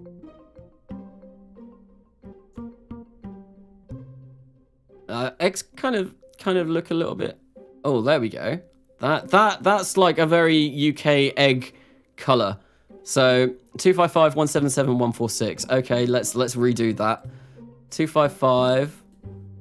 What was it? Was it 147? Oh, I've forgotten already. 116, I think. And we got our metallic all the way down. And did we take our specular all the way down as well? No, that's clearly not the same. Right, so let's try and remember this. It is 255 177 146. So 177 146. 177 146. Okay. Right, there we go. We've got an egg. We have an egg. We have an egg payload. Although I do need to fill it up. God, this weighs 1.5 tons already. That's very heavy. That's a heavy egg. That's a very heavy egg. Okay, so let's get ourselves some lead ballast. And we do not want 124 tons. No, we do not. We want 10 tons. So there we go. That's pretty much 10 tons. That's close enough to 10 tons. Close enough. Right, let's close this. Now let's re-grab our rocket. And we will place this payload, this amazing, this exquisite with 2 Gs. There we go. Okay. Nice. We have an egg. We are going to be launching an egg to space. Of course we are. Of course it's going to be the first thing that I launch in the new series. It's going to be an egg, although we're not going to be launching this. We won't be launching it. I'm just going to be testing it out. So we'll do a crash simulation. I've not turned off sim costs yet, which is a bit of an issue. Oh well, OGIV recolor. We will place a couple of those on like that. There we go. Fantastic. Now, there we go. Save. RP-1 has been saved, and it is time to make a modular launch pad, because everything in this series is going to have a modular launch pad because they just look so nice. Right, so excuse me. Why can't I select anything? Interesting. Can I can't even. What's going on? What's going on? Maybe I had this open still. No, I just can't select anything. Right, let's hit close. Oh, there we go. Nice. We can select things again. How bizarre. Maybe. Oh, that looks a bit big. I think, yeah, we probably only want one this size, I reckon. Conasa, the Egg Eater rocket, orange fairing. You want the fairing to be orange as well.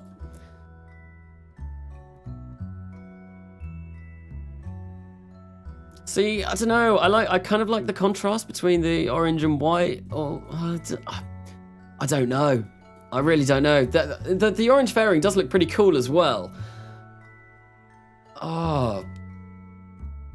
What do you reckon? If anything, make the avionics white. So if I go here.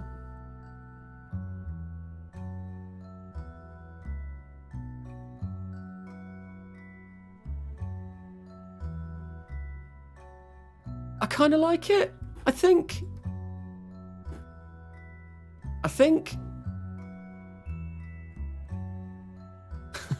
Fully orange.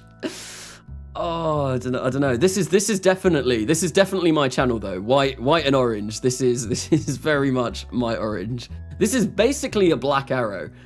How is that a black arrow? This looks nothing like a black arrow. White fairing, black avionics.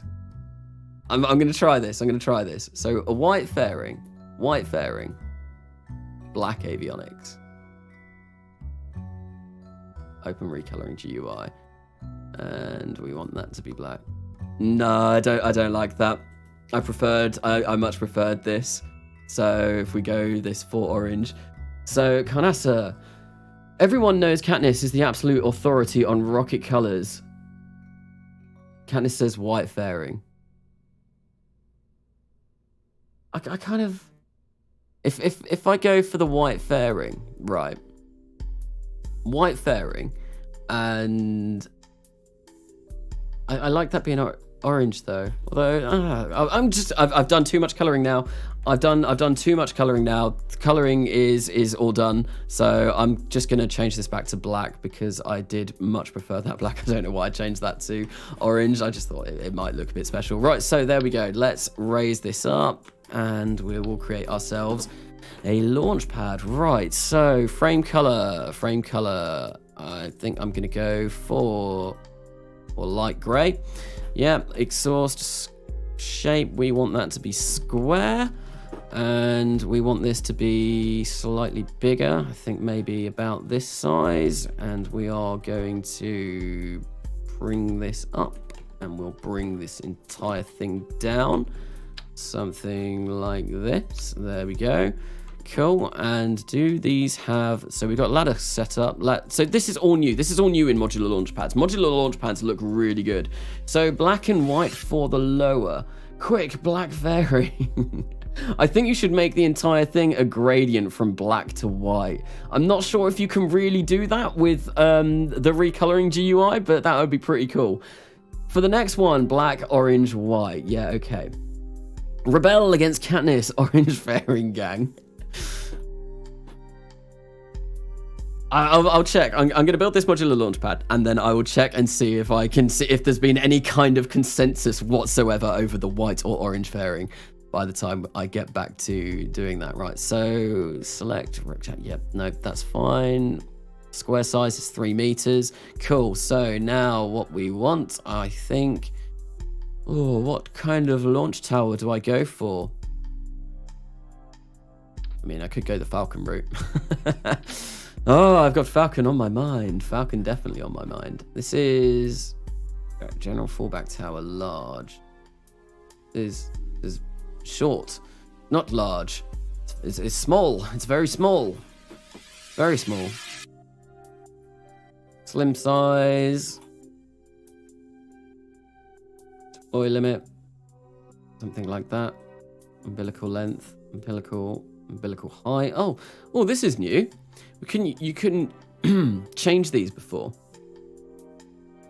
So right, let's. Yeah, I don't want to. This is all changed. This is all changed. Okay, so no, I want kind of maybe nothing like the Saturn, but just a general service tower. There we go. Small modular. No, that's going to be too small. Medium modular. Medium modular sounds exactly what I want. Right, so do I want it? Yeah, okay, I'll go for this side. Okay, so we're going to go for a light gray to match the base and side panels. Oh, this is exciting. This is new modular launchpad stuff that I've never played around with before. I've never seen these before, so we do want a tower base, yes. Yeah, this is all cool. All cool new stuff. Can I make this taller? No, I can't. Tower core, tower section. Maybe I can do this and I can make it bigger. Okay, yes I can. Light gray, something like that. Do we side panels? What kind of side panels can we get? I don't really want side panels on this. I think I just want a launch tower. Okay, can we get a top section? Yeah, the large one's going to be way too big. Service medium tower top. So why is that all? Why is that gum all the way up here? What's going on here? That node, I'm fairly sure should be here. Why is that above it? Oh. Through the power of magic, we have got a floating launch tower, floating service tower. Why has that happened? Very interesting, very interesting. I think what I'll do is I'll just get angle snap onto 90 and we'll just place it on top like this. There we go. Easy fix. Easy fix. So, 145 tons to low Earth orbit at 29-degree inclination. Serious answer, politics. What am I missing in the chat at the moment? So I will check up on chat very briefly after I've finished putting this together. There's loads of right. That needs to move around. Did I move that around the right way? I'll select that now. No, I didn't. There we go.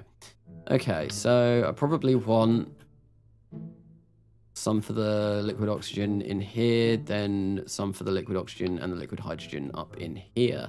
Right, let's actually lift that off. We're going to create one of you. We are going to place you on there like that, and we are going to make you only 2.5 meters tall.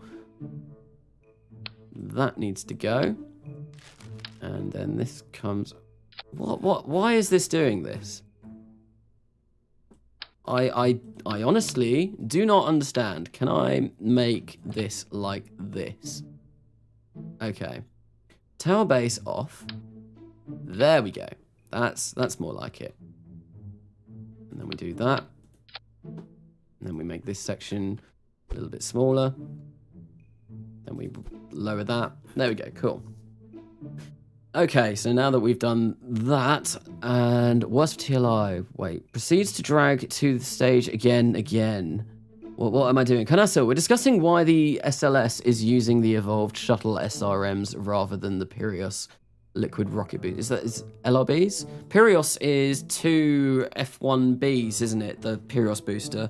And the SLS at the moment, is it using RSRMVs? I can't remember. It's been, I've not really paid much attention to SLS. I've never really checked it out that much. I know the rough look of it and kind of, yeah, but it's never really, I don't know, kind of excited me, I guess. But I don't know. Oh, hello. This is kind of weird. Right, no, I don't want those. I do. What do I want? Oh, well, we're gonna need some hold downs anyway. So let's go grab some hold downs. And I think, what am I gonna go for? Not the Atlas. We'll go. Those are a bit small. Can I make these bigger though? Large. Oh, yes. I'll take a large. I love a good large. Right, so extended base. Okay, I can't actually see that doing anything. Unfortunately, it looks like these are just going to be red. Yeah, the color scheme doesn't really match, but not to worry. I think what I'm going to do is I am just going to place one over here like this. Whack that on there. There we go. We've got some hold downs, and I can't be bothered doing the umbilicals at the moment because that's going to probably take me a really long time to actually figure out where I want everything. So now with that being done, what we can do is we can move that there. We want to move our parachutes maybe up there. Our parachutes to attempt to recover. Why has that gone down to 8,274 meters per second? So those Merlins go, then these go. Yep, that's absolutely fine. Then this goes. I'm a little bit right. What does MechJeb say? MechJeb also says no. Interesting. What have I done to do this?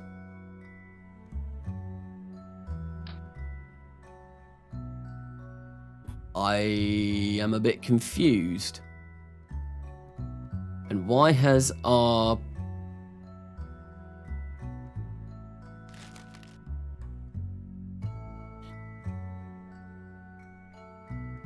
Okay, well, the egg, I made sure the egg weighed 10 tons, so that should be fine. But there we go, we've got 9,000. What? But that's still... I am very, very thoroughly confused. So the Harper-1, we're just going to test this now. There we go. It's been an hour and 40 minutes of me badly designing a single rocket, and finally we can actually fly it. So Siren 001, I'm going to head off. See you all later, and good luck with the rocket car, NASA. Thank you very much. Thank you for sticking by for the stream, for sticking by with me being very bad at designing a rocket. And yeah, no, cheers for coming by. Cheers for coming by. MechJeb is hungry. You need to feed it scrambled eggs. Oh, I'm really hungry. I would enjoy some good scrambled eggs. I like scrambled eggs. I think scrambled eggs are my favorite way to have egg. Apart from obviously sending egg to Saturn. Egg to Saturn is my favorite way. Is my favorite thing to do with egg. Sending eggs to Saturn. Sending eggs to Titan. Thrust to weight ratio of 0.5 is fine. SLS again isn't for low Earth orbit. SLS is for lunar. Really, isn't it? Or was SLS as well supposedly meant to go to... Oh, it's so beautiful! It's so nice how smooth the game runs, and why have I got no connection? Why have I got no connection? Why have I got no probe control? What is... Oh, you know what I didn't do. Right, so let's terminate this. I forgot to set my avionics, but that shouldn't matter. I should still have a connection there, so I don't know why that's happened. That's a little bit worrying. I am wondering if it's because I am in Hull and nowhere near the Space Center, the original Space Center, which would be really interesting. So we might have to deal with that. Does this have an antenna in it, actually? I didn't check. Yes, we do have an antenna. That has been enabled, but we are going to need to raise our control mass. We do not want to raise it that high. We only want it to be 290 tons, a little bit more than that. Oh, I don't think I can use this for this either, can I? No, 369 looks like it's gonna have to be what we're gonna go with, unless I make this smaller, but I don't really want to make it smaller because I'm quite happy with how that looks at the moment. So, with that being done, I think what we're gonna do is we are actually gonna try and test this again, and hopefully this time it does work. If, for whatever reason, I am unable to control this due to not having any connection, well, something has clearly gone very wrong. And what I am also going to do is I'm just going to cheat and give myself connection because I should be able to connect from here. So Skyround 1702, Carnassa, given enough thrust, even an egg will fly. And you need to break a few eggs to get into space, so break an egg. I wonder if we can bring this egg back down with us. Virgin SLS versus Chad N1. I mean, the N1 is pretty Chad-like. I'm not going to lie. It is definitely the Chad of the... It's the Chad of the rockets. It's the rocket Chad. I don't know what I'm talking about. Right, so... But yeah, no, everything is running a lot smoother. I'm getting a lot better frames in this save because it's glorious. It's 1.10 and everything just is nice. Why do we not have probe control? Why do we not have probe control? We most definitely should have probe control because we are right by our space center. I have a feeling it's because we are not by Cape Canaveral, which is really bad. So... yeah, I used to live there a long time ago. Okay, so with that being done, let's go and turn our difficulty options so we can fly without signal. Accept. Fly, accept. Resume. There we go. This should be hopefully enough so that MechJeb can do this for us. So, ascent guidance, we are going to go for, what is our inclination? 53. Ooh, that's a big old inclination. Let's go for a 180 by 180. I wonder, is there any way of setting prima vector guidance to kill a stage before it's fully used? Why have I only got... Oh, it's because we're we're at sea level. That would explain it. So, Conasa, you might not have electricity. I gave it electricity though. It's got 100 electric charge. So I don't know why. It's got electric charge, so that shouldn't matter. It's definitely got electric charge. Can I control from here? No, that's not going to do anything.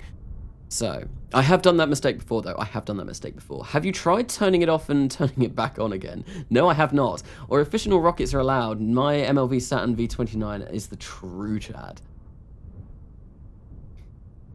Have you seen a rocket launch, Conasa? I think I saw Space Shuttle launch once. So my family used to go to Florida every year. And I'm fairly sure in the mid-2000s we saw one of the shuttles launching. It's a long time ago. But yeah, no, that's the only thing that I've seen in person. All right, so 180, 180, our current inclination's fine. What's our thrust to weight ratio? 1.13. Ugh, that's low. Is this really messed up? Because I have a feeling this is messed up somewhere along the way. Okay, right, so we are good. I don't think there's any way that I can stop this from burning, but we'll just engage our autopilot anyway. Okay, there we go. Autopilot has been engaged. Let's just hit space. There goes those Merlins. And they throttled up, and for some reason modular launch pads mean you do need to actually hit this again yourself. Fantastic. So, we are on our way to space. Is our thrust to weight ratio really as bad as it's said? It really is. Something isn't right there. Something has gone terribly wrong. Terribly wrong. Sim costs are not cool. Sim costs are definitely not cool. I did actually mention earlier on, whilst I was building this, I had forgotten to turn off sim costs, so that is something that I am definitely going to need to do, otherwise I am going to end up bankrupting myself before I've even started, which would be really, really not okay. Conasa, maybe you should get out and push. This is slow. We've only just reached 1.24 thrust to weight ratio, so this rocket is incredibly slow. And actually, I'm getting a little bit. I'm getting 18 frames per second, so it's not too bad. It's not as good as it has been though.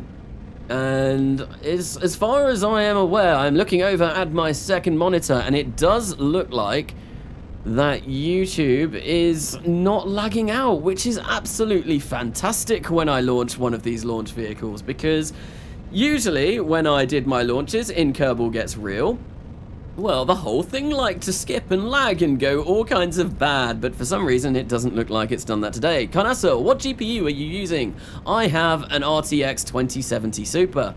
So it is quite a good GPU. It's not the best, it's not a 2080 or a 2080 Ti, but it's still pretty damn good and should be more than enough to, well, be able to play Kerbal Space Program at good speeds. Well, my frames are now up to 25 frames per second, so that's good. That means we're barely getting any frame loss at all, but we are yellow clocking because why wouldn't we be? We always seem to yellow clock. Are we going? We're going this way. This is really bizarre. The space center is actually the wrong way round. So we're going towards the space center now. And I think I can't really see anything because we're in the middle of a it's very cloudy. This is a very typical English day, just cloud everywhere. Oh, Ireland looks like it's having a bit of a nice time though. If I change my texture unlimited profile, can I see the countries a bit better? Not really. Oh well. Conasa, do you hand install your RP-1 or do I use CCAN? I no.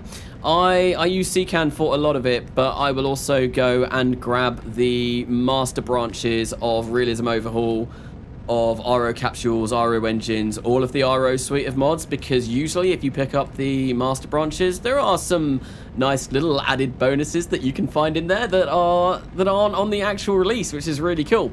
So don't. They will mess with the lineup and not worth it now. Wait, what's this?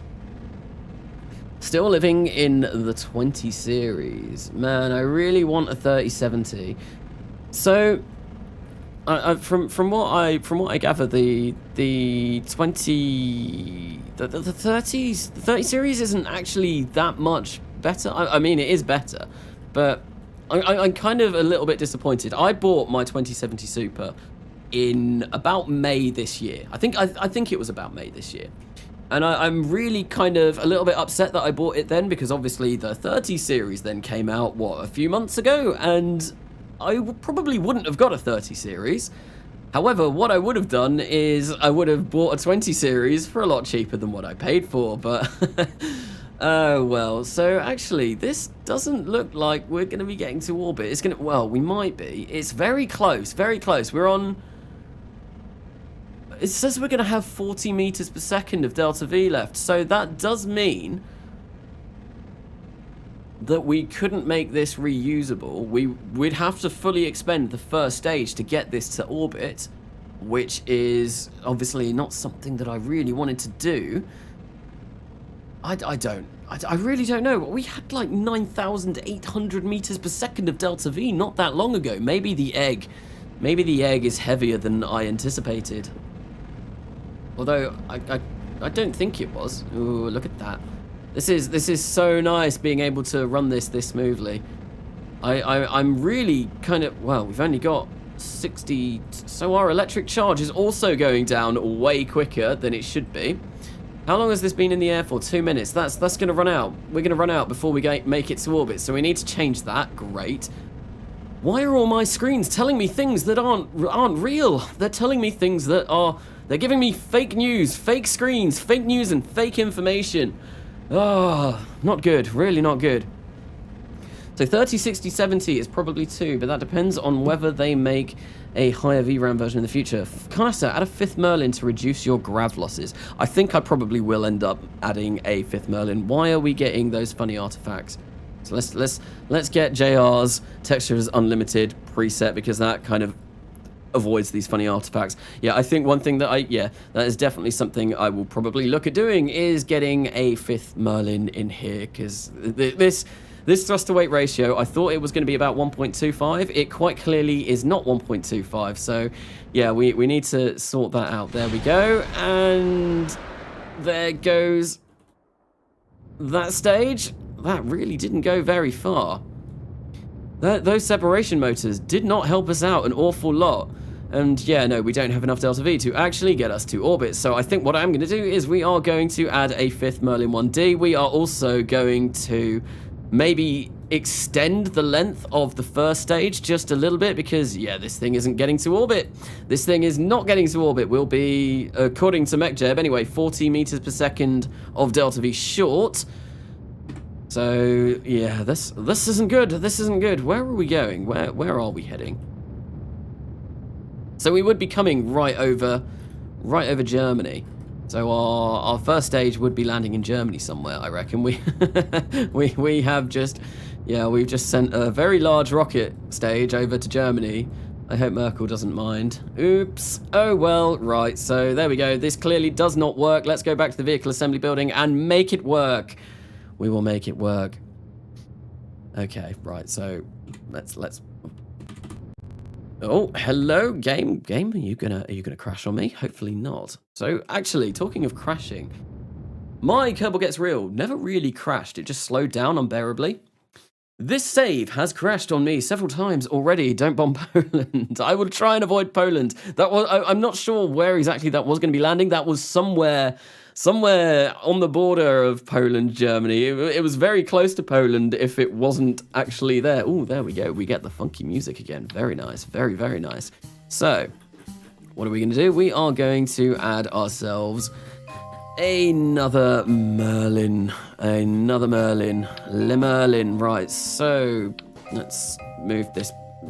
Move it out of the way. Move that out of the way, and we will grab ourselves a Merlin 1D, and we will place that in here somewhere if I can see what I'm doing. There we go. That is actually pretty much spot on perfect. Okay, did these get unassigned? No, they're still Merlin 1D++, so they are the best that we can use. Okay, so with that, yep, cool. If we do that, how much thrust to weight ratio are we getting at sea level? 1.4, which is a little bit too much for my liking. We got 9,606 meters per second at delta V. That should be more than enough to get us to orbit.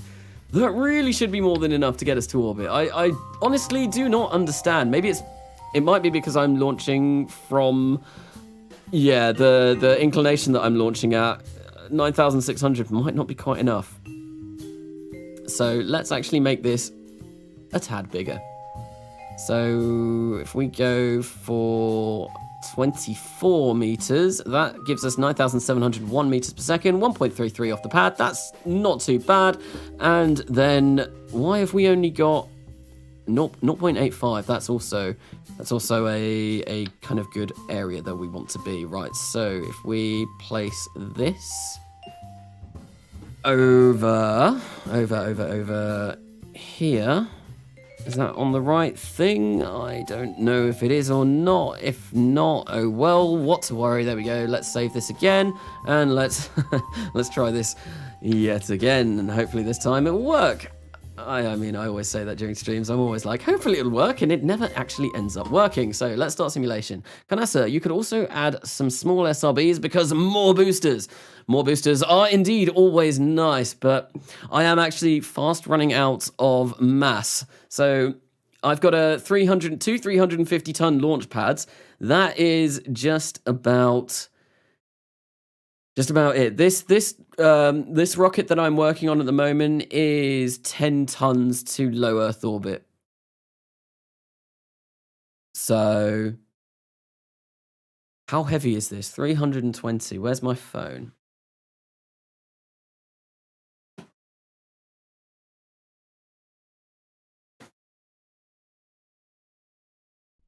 I forgot it went flying earlier. I just wanted to grab my calculator up just to see what the payload fraction of this was, but I am not going to be able to calculate that in my head. Right, so we want these to go here. I didn't sort out the staging. That was very silly of me. There we go. Let's do that. And I think everything else remained exactly where it should have done, except for the actual payload fairing to be deployed. So with that, we're getting a little bit, and of course we have to go into settings and say that we can control this again. This could be a problem. This could be a big problem if we are unable to get a connection here. It means I'm probably gonna have to, well, a communications network is going to be vital, but I'm not going to be able to launch anything, which is a bit of a shame. I don't know how I'm going to get around doing that if I want to launch from here. I probably am not going to be able to get... I mean, I'm not going to be able to get around doing that. Right, so anyway, so 180, 180, 53, current again. Let's engage autopilot, and let's see if we can launch this for the second time, and hopefully this time it should work. There we go. We've got loads of Delta V left according to this readout. So this should be a lot better. And of course, it's still really, really, really slow. We've got a thrust to weight ratio of 1.35, so that is a lot better than we had before. Obviously, I'm yellow clocking, so it's taking a little bit longer than it should. Carnasta, could it be the customizable launch pad that could be causing the frame issues? Frame issues? Are there frame issues? 1 RL10 is enough. So 1 RL10 is enough to get 10 tons to low Earth orbit. That would mean I'd have a thrust to weight ratio on my second stage of around 0.3, less than 0.3. Wait, YouTube is weird. I was watching the stream and it decided to watch 30 minutes behind the live for some reason. Really? Wait, that's bizarre. 1.4 is perfect. Okay, so yeah, this was about 1.35, I think, off of the pad. I didn't even realize what. So did you just kind of like rewind in the stream or something? Or is my stream being broken? Because it could be either. It definitely could be either. Oh, I'm assuming, yeah, no, that, what rocket you building? Was that when you got sent back in time? And, and suddenly, that makes a little bit more sense now.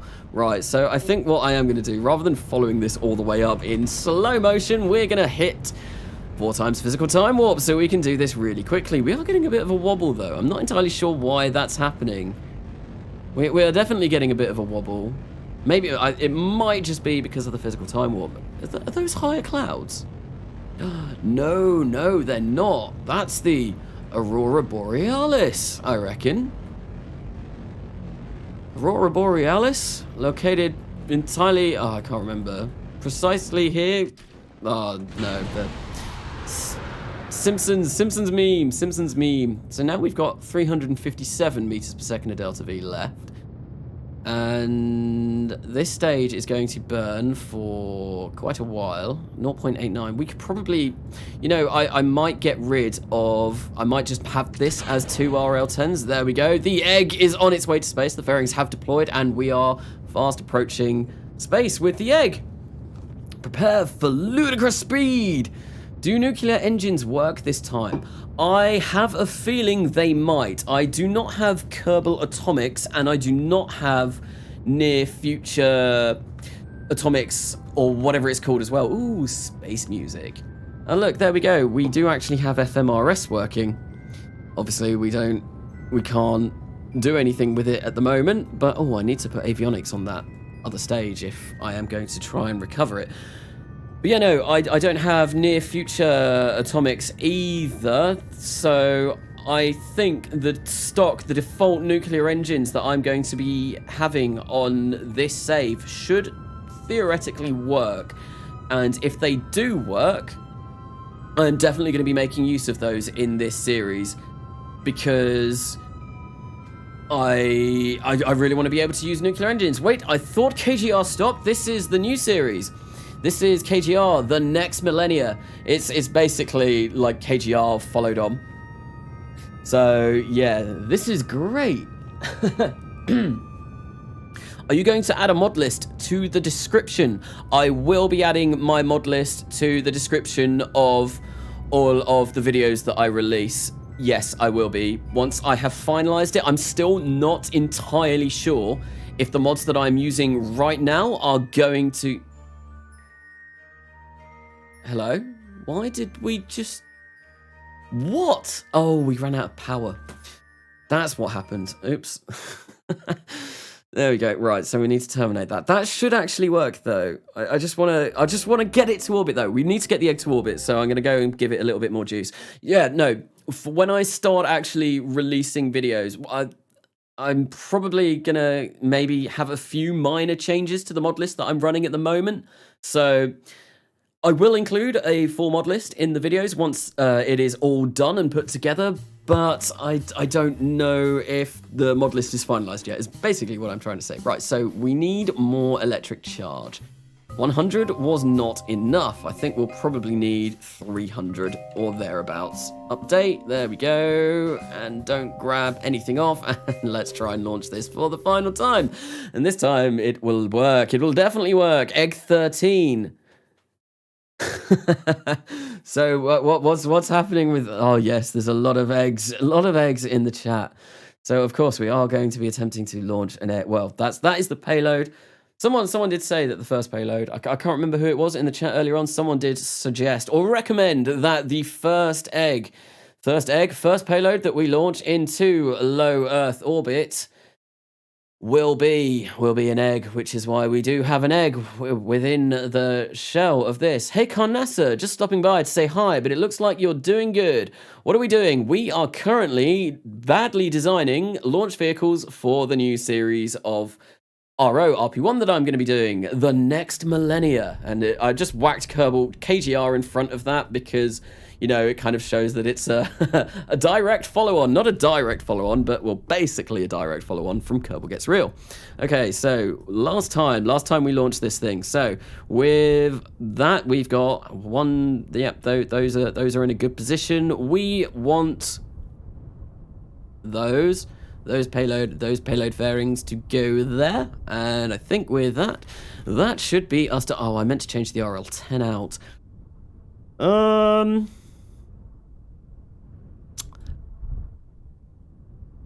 going to do it. I'm going to terminate the simulation, and I'm going to go make this have 2 RL10s rather than 3. You were probably like, what the F is he talking about, trying to send them for the 3rd time? Wait, what? Kanasa, did you enjoy the RP-1 grind, or did you skip it thanks to the R&D lab glitch? So, on Kerbal Gets Real, I obviously had the R&D building upgraded to its max from the very start, which really helped with actually getting technology, and that's probably why I was able to get to orbit in 1954 and land people on the moon when I did and all of that, although some people are just actually good at doing that. And yeah, so on this series, I'm not starting in 1951, so we're not going to have to go through that grind again. We are going to be starting with the technology that I finished on in Kerbal Gets Real, the old series. So it's going to be nice. Oh no, I didn't mean to do that. It's going to be nice not having to worry about that, right? So we only want 2. And I think with only 2 of those, we can go with 2 of these. Something like this. This is going to have abysmal thrust to weight ratio, but not that it really matters. And we're going to place 2 of these as well. There we go. 2 of everything. Everyone gets 2. And actually, whilst I'm in here, before I forget, I want to change these. I think I'll make these blue. Very, very Centaur. No! Don't pick up the RL10s. Do not pick up the RL10s. They are not there to be picked up. They are there to... well, fire up. Okay, so I think one final thing as well. One absolute final thing that I am going to be placing on here as a finishing touch. We are going to place some avionics on this stage. And then that way, excuse me. Okay, right. So let's actually set this. I want this to have a controllable mass of about 20 tons. I reckon it won't be any more than that, the fuel tank. So this way, when we separate our first stage, we've actually got control over it.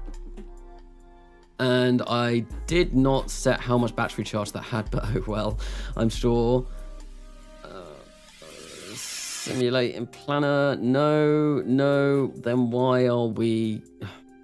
Okay, right. Finally. Let's launch this. I've changed everything that I want to change. I should have changed the staging before having to do it again when I get out. Oh well, that's silly. YouTube makes it so my message with swear words doesn't show up in Carnassa's overlay. Oh, really? I didn't realize it did that. I think the overlay that I've got, it's top chat rather than live chat. I can't get live chat on that for some reason. Whenever I've tried doing that before, it won't work, which is a little bit weird. Do you have sim costs on? I still do. I should have turned those off. I think before I build the next launch vehicle that we will be working on, which hopefully shouldn't take me anywhere near as long as this one, because I kind of got a bit more of a feel of what I'm doing now, then I will go and I will turn sim costs off so that we don't bankrupt ourselves. My stream is lagging. Is anyone else's stream lagging? That can actually happen. Thrust to weight ratio of 0.5 is perfectly fine for an upper stage. I didn't realize you could get them. I didn't realize it was that low. So 0.2, that should definitely go up, right? Okay, so we once again need to change all of this around. There we go. We'll get those there like that. Then that should be fine. Fine and dandy. And we want to ditch our fairings there. Okay, and we are going to bring up Ascent Guidance, MechJet PVG, the good old MechJet PVG. I think I'm going to put my booster pitch rate to 0.3. Because we've got a bit of a lower TWR upper stage now, so I think, yeah, 0.3 might do us okay. I say that without really knowing what I'm doing. Let's engage autopilot and let's launch this. because I want to just make sure that this works. There we go, and we can launch now. And wow, that really, really goes. That thing soars. That has a lot, well, oh no, we're just running way quicker than we were before. And we do have control, yet we're not connected. I will be really interested to see if MechJeb actually starts turning us at 100 meters per second. It is, so despite having no probe control, we have a connection. We are actually, it's working. And we have got a green clock. So removing just one RL10 engine has gone from me yellow clocking to green clocking. But I added some avionics as well. I added some avionics, so this craft should actually have exactly the same amount of parts. So that's a little bit bizarre. It's very bizarre. And actually, wait, if I go for ascent guidance, we're gonna have about 300 meters per second of delta V left. Cool. So we are gonna be good. We are gonna be good. This should do us fine. We should be good. Right, so you're way under your max payload mass. You'll end up with like 400 meters per second left over. The thing is, that 400 meters per second left over, if I were to use this as a reusable rocket, what I would do is I would take that 400 meters per second from here, and then that would be used to help us do a propulsive landing, potentially. I'm not going to be doing that now because using MechJeb PVG is not good for that because it is just going to burn through this stage completely. But if I were to write a KOS script for that at some point, then that might be something that I do want to do. Right, what am I looking for? I'm looking for Textures Unlimited FX, and we're going to go for JR's RSS again because it's not really good for a modern kind of realism overhaul career because it's very sepia, very 1960s, but it gets rid of the really nasty flashes on the horizon, which is why I've decided to use it now. With a good lower, RL10 reflections probably killed your frames. It wasn't even my frames. My frames weren't doing too bad. It was the physics, the CPU, engine, clock, yellow clock that was the worst thing. Hello, I have returned. Hello, Sea Dragon and Saturn V. Oh, there we go. And so we've actually, yeah, there we go. We've got RP-1 probe. So having that avionics on there is good. And of course, we are going to lift quite heavily up because we have such a low thrust to weight ratio stage. Look at that. This has got 650 seconds of burn time. So what we're going to do is, and there is the egg yet again. There's again. If you want, I can send you my TUFX config. That would be amazing. For some reason, the TUFX configs that I used in Kerbal Gets Real didn't get moved across to this save. I think it's because I just took Jesus Rodriguez's configs from his pack that he did, so I've not got the old TUFX configs that I had, which were pretty cool. Some of the ones that I had, they were all like, yeah, I enjoyed them. Your lower stage is very much under thrusted, so I need a higher thrust to weight ratio on my first stage.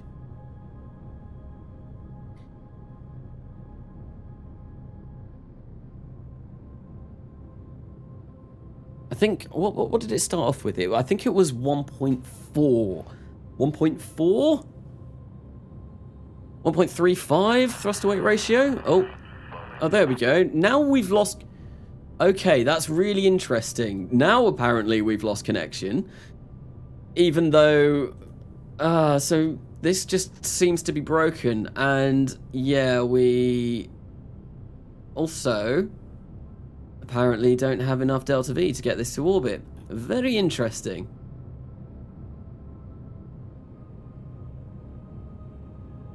I am thinking maybe it's because we are launching at a terrible inclination. Control failed, disabled avionics. Have we really run out of power again? I changed that. Oh, this isn't going well. This really isn't going well. Oh, this isn't good. Conasa, so this is modern tech 20 years ago. Error spike and skylon noises intensify. Yeah, this is modern tech 20 years ago. Right. So let's terminate the simulation again. I need to make this work. I do need to make this work. Rip the egg. Why is it 250 kilometers instead of 180? The reason why it's that high is because it's got to fight off gravity losses. So an upper stage has low thrust to weight overall.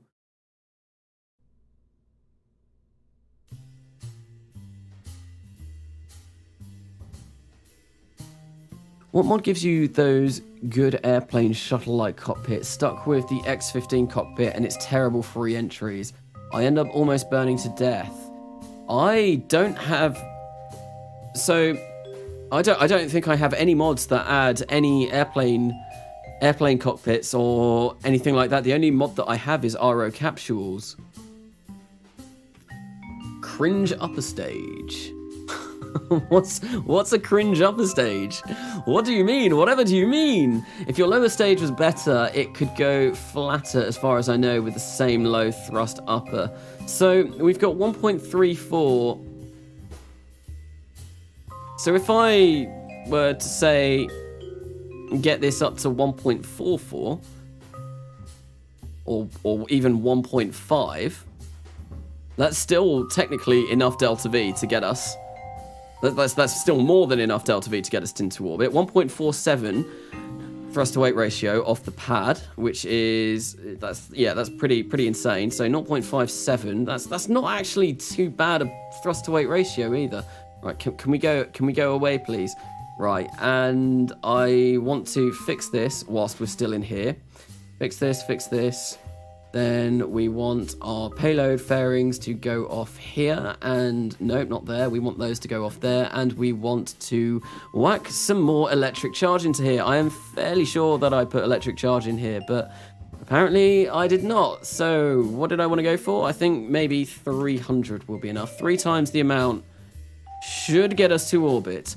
I think it should get us to orbit. So yeah, we've got way more than enough here. Right, so one final time. This is going to be the one that works.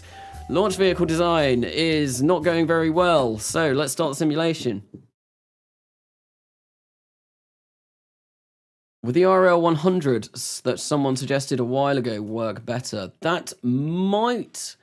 The RL-100 has considerably less thrust than the RL-10 that I'm using at the moment, but it has a lot better specific impulse.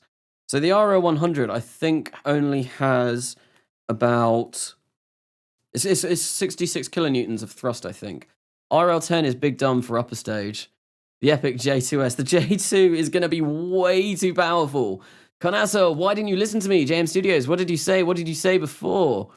Or actually use MVAC? So no, the J2 is going to be way too powerful for this,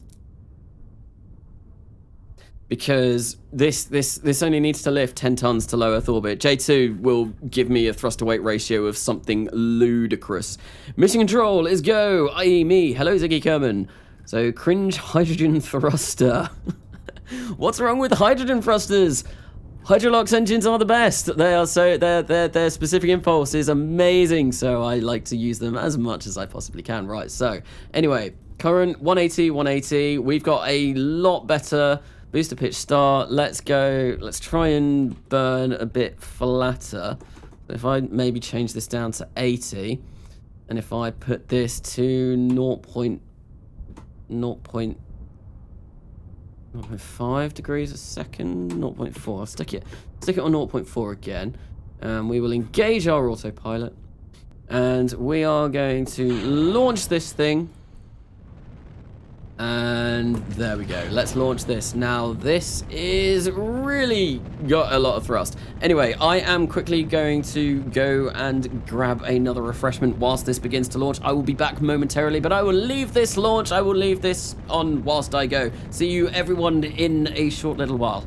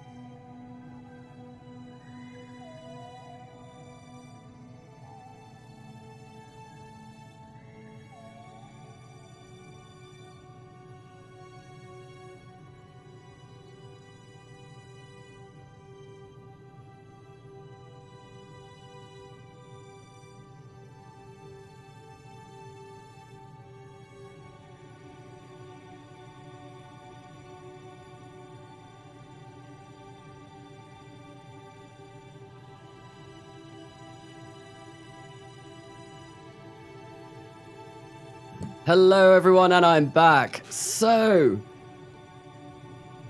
how has this gone? Obviously, I've not really been paying attention to this because I've been away. So once again, this isn't going to work. Interesting, we're going to be loads of Delta V short, and we are all the way at 200, yeah, because we're trying to, we need to, right, I think this might work, but what I need to do is I need to have a better ascent. I need to have a much better ascent to make this actually work. We are in space. The spacecraft is now in space. Why does SpaceX even recover then?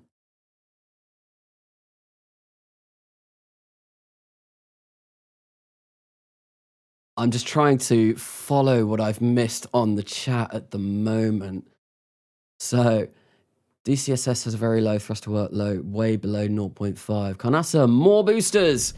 More boosters. I think I need to nose down faster. So if I go booster pitch like this, and we go at a whole 1 degree a second. I don't think this is going to work, but we can try. We've got like 1.5 thrust to weight ratio on this. This is why I usually have a 0.8 thrust to weight ratio on my upper stages. And when I have that, it's MechJet PVG works really nice for me.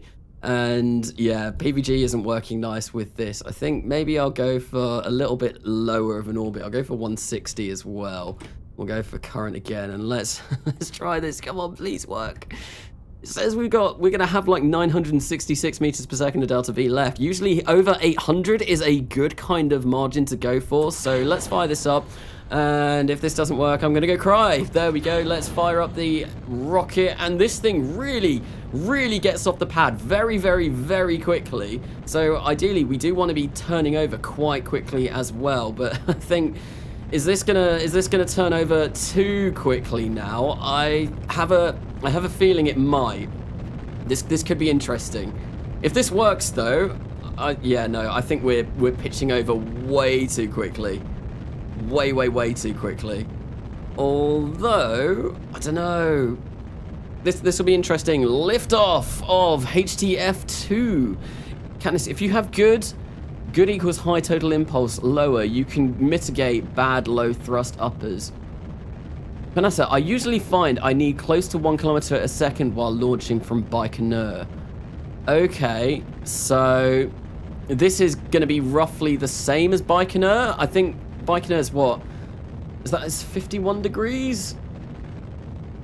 This actually looks like it might be a bit of a better ascent. I'm kind of keen on where this is going. As long as we get high enough with this first stage, this could be good. This could be promising. I will be very, very curious to see what it says when we separate our stage, though. 46.1. 46.1. Okay, so 46.1. We're on an inclination of 53. Ooh, so I might not have enough delta V. That might be one reason why. Katniss, we spend too much time. It's not worth it. If your lower stage has a lot of impulse, it can push the time to app away sideways instead of up. Well, that's what I'm trying to do at the moment. Why are we going up? We're going up. Maybe that, I think that might have been a little bit too aggressive. Because now we're, yeah. That was a bit too aggressive, that pitch turn. Because now we're going, now the rocket is coming back up, which is less than ideal. Really less than ideal. Our fairings are overheating as well. That's interesting. Right. Oh, that's not good. Oh, well, that's really not good. That is less than ideal. That is completely less than ideal. Oh, you know what? I might just go screw it and get a high thrust to weight ratio upper stage, because this isn't going very well. Chill down on the RL10. Off normal trajectory. Yes, that was a really bad separation there. That could have gone a lot better. Virgin RL10 versus Chad MVAC. Yeah, if your lower stage pitches up near the end of the burn, you know you have messed up. So that was a mess up, and I think that's probably because I pitched over too aggressively. Right, so I want to keep this first stage. This first stage seems to be fine. What I need is something with a bit higher thrust to weight ratio on this second stage. If I have a look at what engines I've got, I'm not sure if I kind of really want to use the RL10s now though, because I've bought them. I've bought the upgrade for them, and oh, there we go. I mean, someone keeps asking that I use a J2. J2 is going to be way too big. I can almost guarantee it. It's going to be way too big. But let's humor. And have a J32. No, we don't want one of those. We want, let's try, see, that we're not even going to be able to fit that properly inside. And that only gives us 4,486 meters per second of delta V.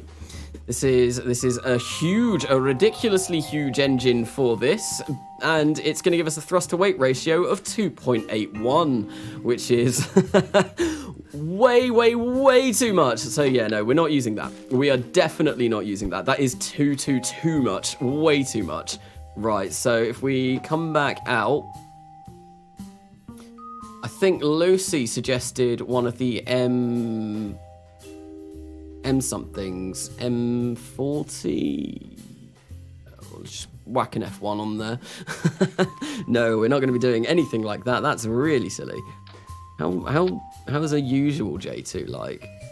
J2 is really expensive though. I don't really want to be spending that kind of money, so we're not going to be going for that Kestrel. No. What if I? No. LE5. Hydrolox.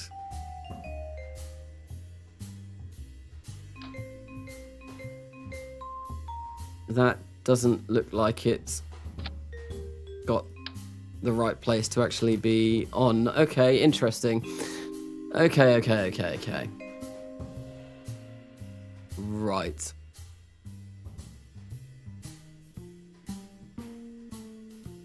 See, that would be too much, wouldn't it? 1.73, yeah. Screw it, 4 RO10s. That, what does that actually give us? That gives us a thrust to weight ratio of 1.05. But I think even the thrust to weight ratio isn't too much of an issue. I think the worst thing that we're dealing with at the moment is we've not got enough delta V. I'm just gonna try doing something silly like this now.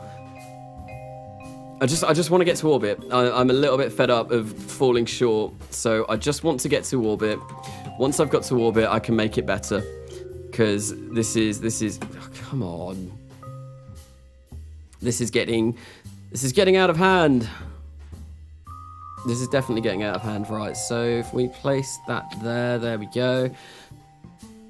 That gives you a thrust to waste ratio of way too high. Just use, Connoisseur, just use Epic LR91.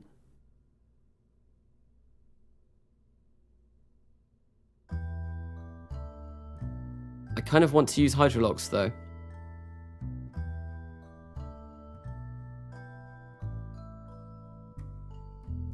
Rather than hypergolic, which I think is that. It gives you a thrust to weight ratio of way too high. Yes, it definitely does. It 100% does. But like I said, screw it. I'm going for it. We're going for something ridiculous right now. So 290. Let's make this a bit bigger. We'll make this stage bigger. It gives us almost 6,000 meters per second on this stage. And then this has a thrust to weight ratio of 1.43. So if I get the height on that down a little bit, something like there, when we'll grab that back on, we'll place that there like that, and then I'm just going to lengthen this tank slightly. 345, that gives us almost 10,000 meters per second of delta V. If this does not get into orbit with a thrust to weight ratio there of something that is like why has that gone to 0.92? Okay, I don't care. I really don't care. It doesn't matter.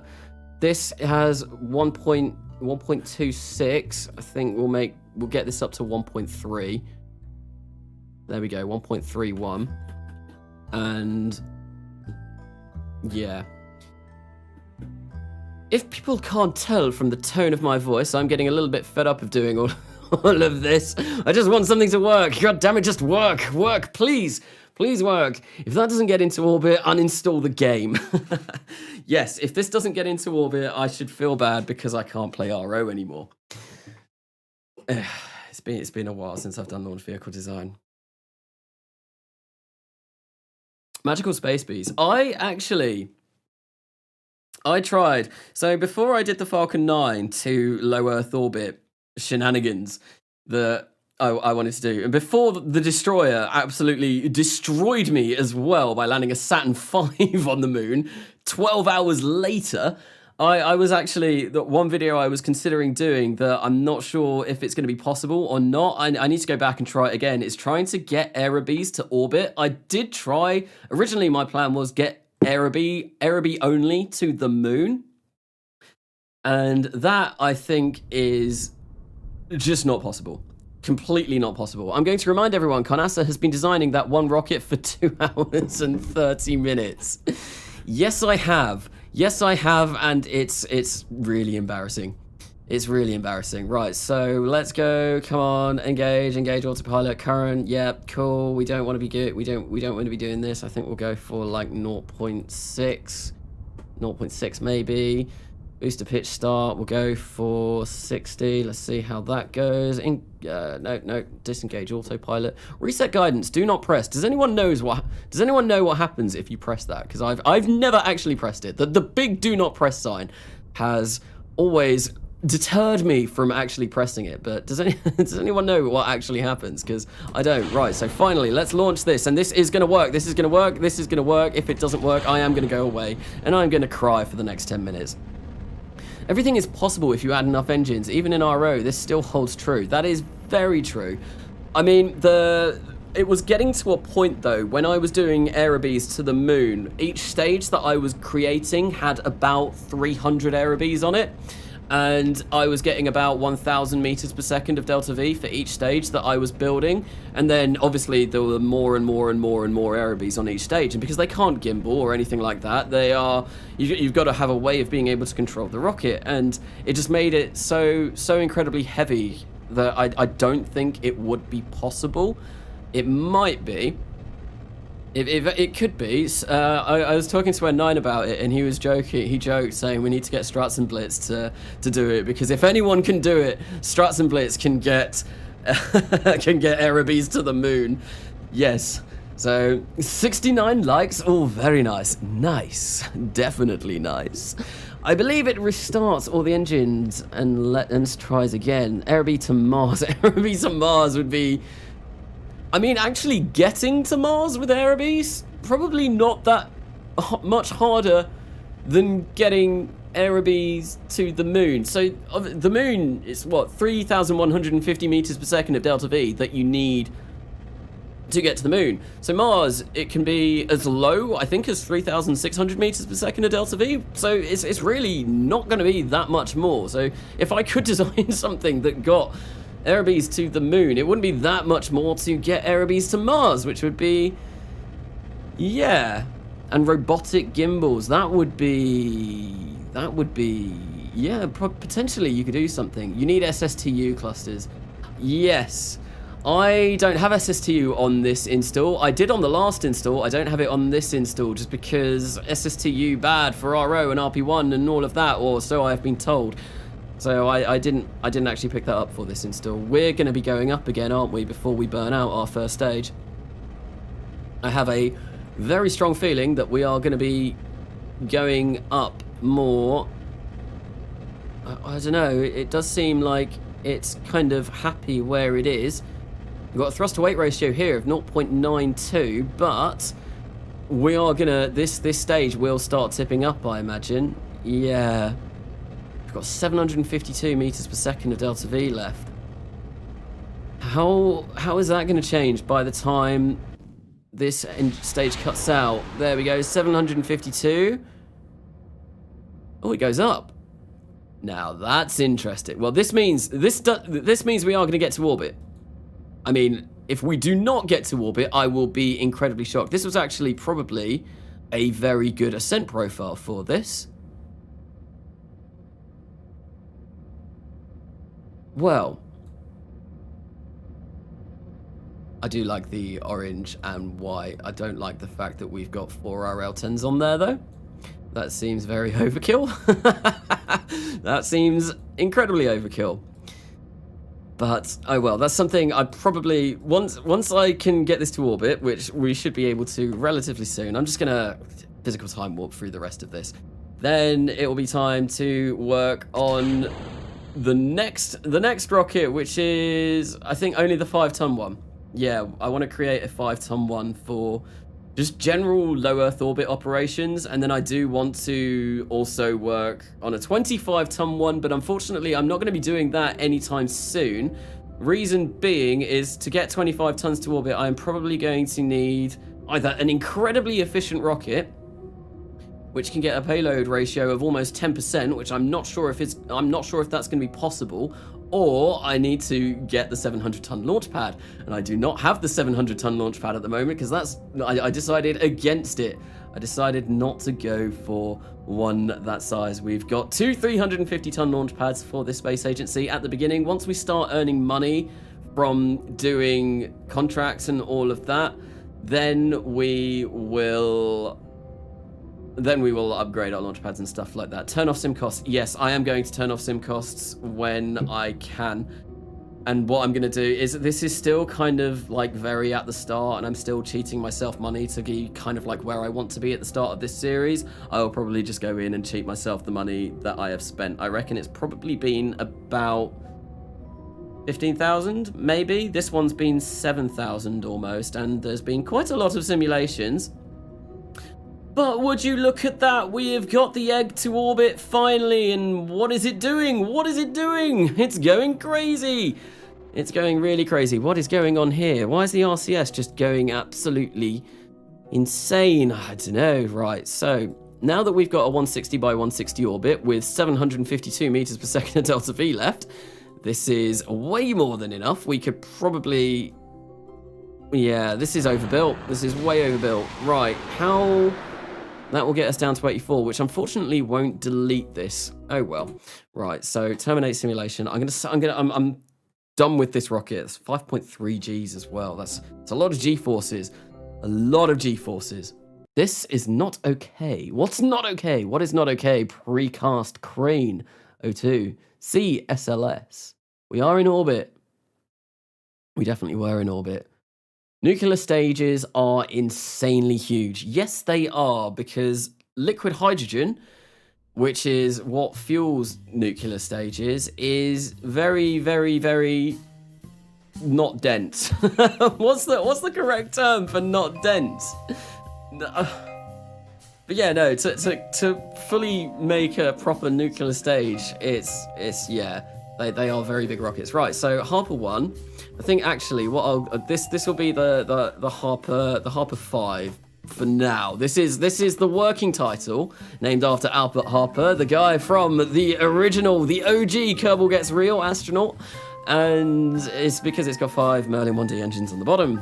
It was Merlin 1D that I went with in the end, wasn't it? Yes. All right, save. Okay, cool. I am probably going to come in and do some edits on this on my own time, but for now I am getting rid of this cursed monstrosity because I am fed up with working on it and I want to do something else, such as working on the 5-ton one, which is probably going to go just as well. Right, so there we go. No, I've got caps lock on. Harper 5. Upper 5, 10-ton LEO LV. Kill me.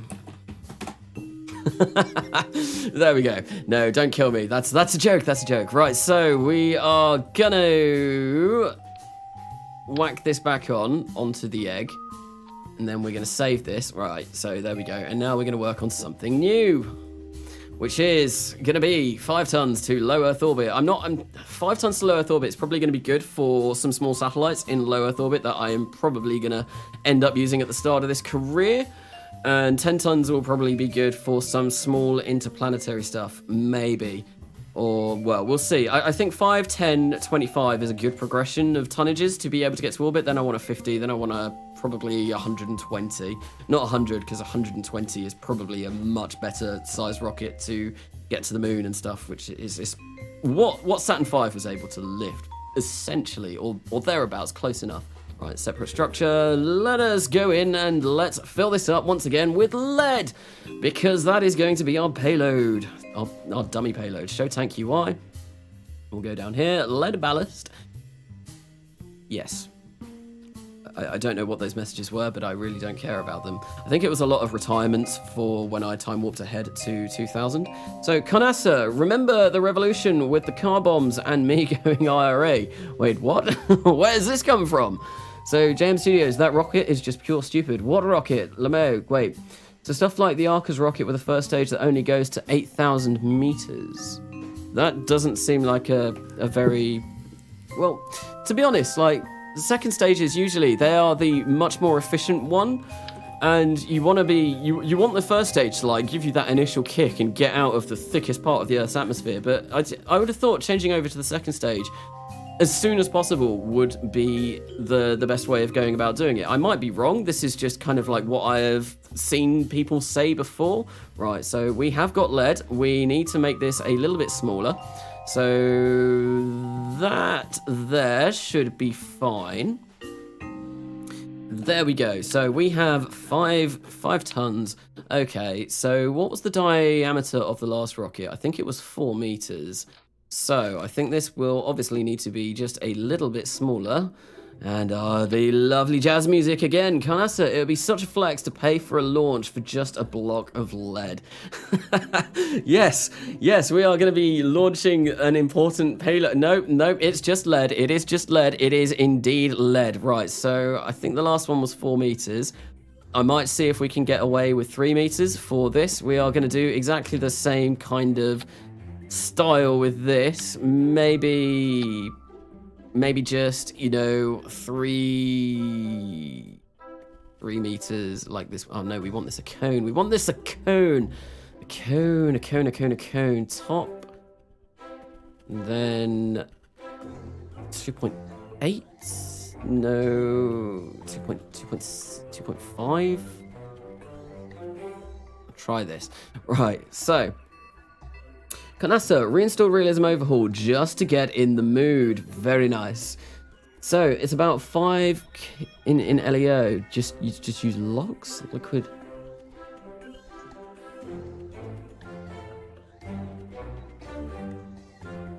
I'm just trying to catch up and see what people have said in chat, but I'm Having not looked over for a while, I'm a little bit lost. I am a little bit lost. So I have a feeling 2.5 meters probably isn't going to be big enough. But you know what? Screw it. This has been all trial and error, this entire live stream that I've done. This one I will build a lot quicker. I'm going to say that now. We are going to build this as quickly as possible because I am fed up of doing launch vehicle design. I have spent the last 2 hours and 45 minutes doing nothing but launch vehicle design, so it would be really nice to get something done really quickly. So I don't know if I'm going to make this Hydrolox or not. I am going to have to come to that bridge, cross that bridge when we come to it. So LR87 booster, that's what I've seen something like that in Coming Home, or in Beyond Home, or Stock. So, right.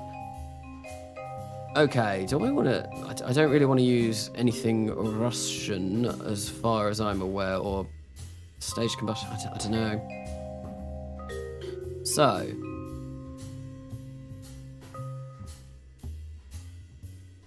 what is a good Kerolox engine? That's basically a big boy RL10. Massive engine, so... no, that's going to be way too big. Way too big.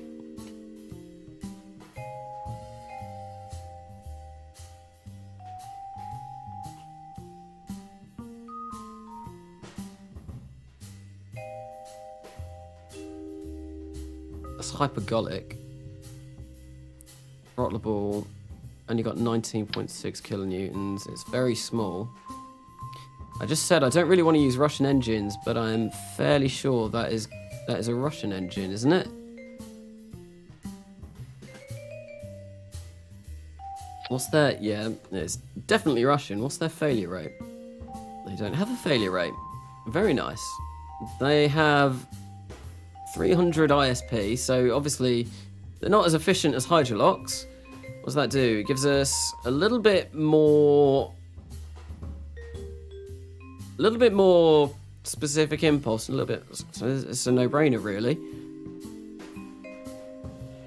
If I use 4, what's that going to give us? 4,400. Yes, unfortunately, that is not enough. That is yeah, 0.3 over 700 seconds. That's not enough. That's not enough. Definitely not enough. So that's out. That's out of the question. Okay, so why have we gone all the way up here? Oh no, I just thought that was the LR89, but it's something different that looks like the LR89. Kanasa, is there an AJ1 model for the first stage? For what?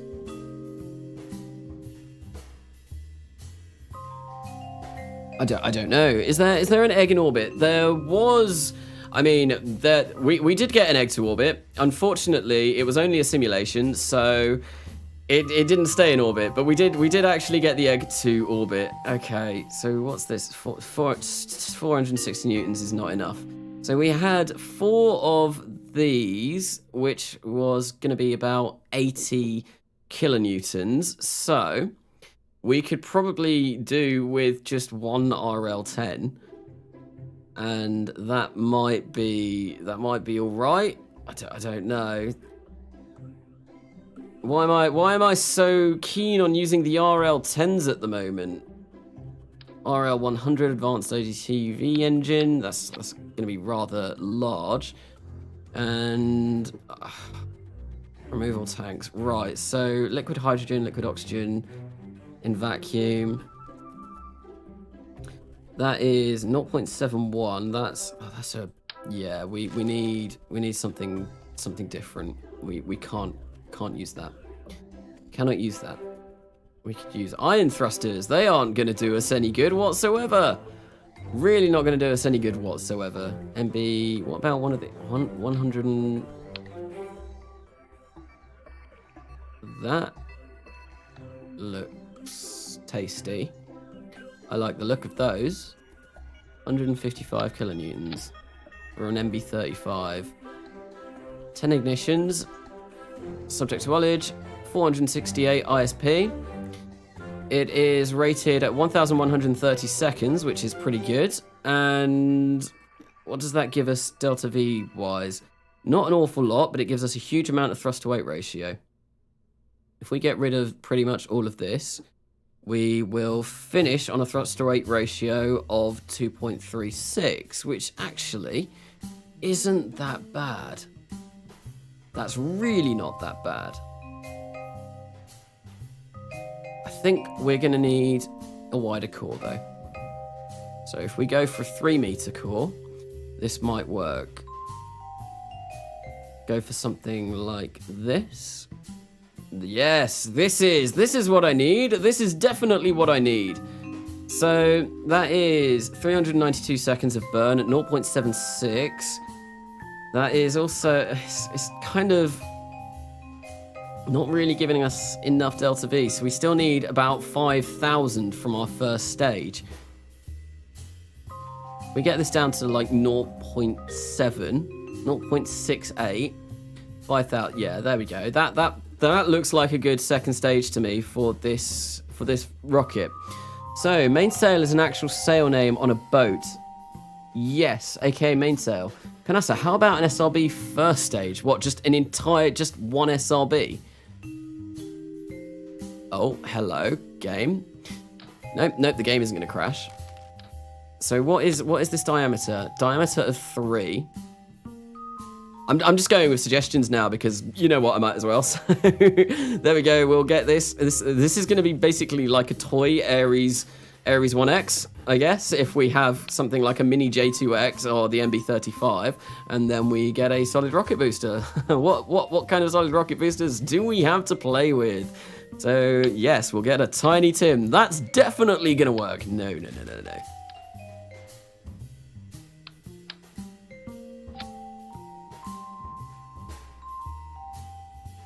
I mean, it works.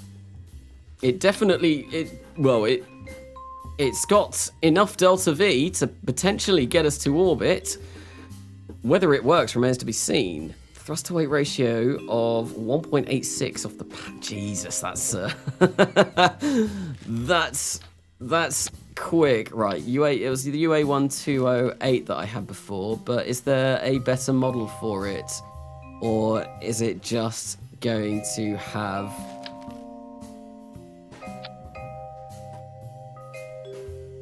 Because it looks like these are angled away, and I would... Oh, hang on. Oh, there we go. Radial, inline. There we go. That's what we want. That's definitely what we want. 9,468. Which one of these is the best to use? I'm assuming that they go up in number order. So if I get one of these and we put this in line, we make it white like that.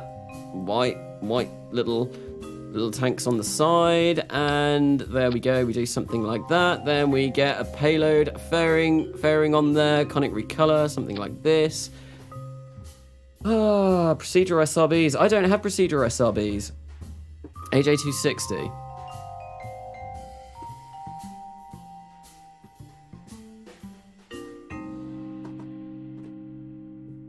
Isn't that the huge one?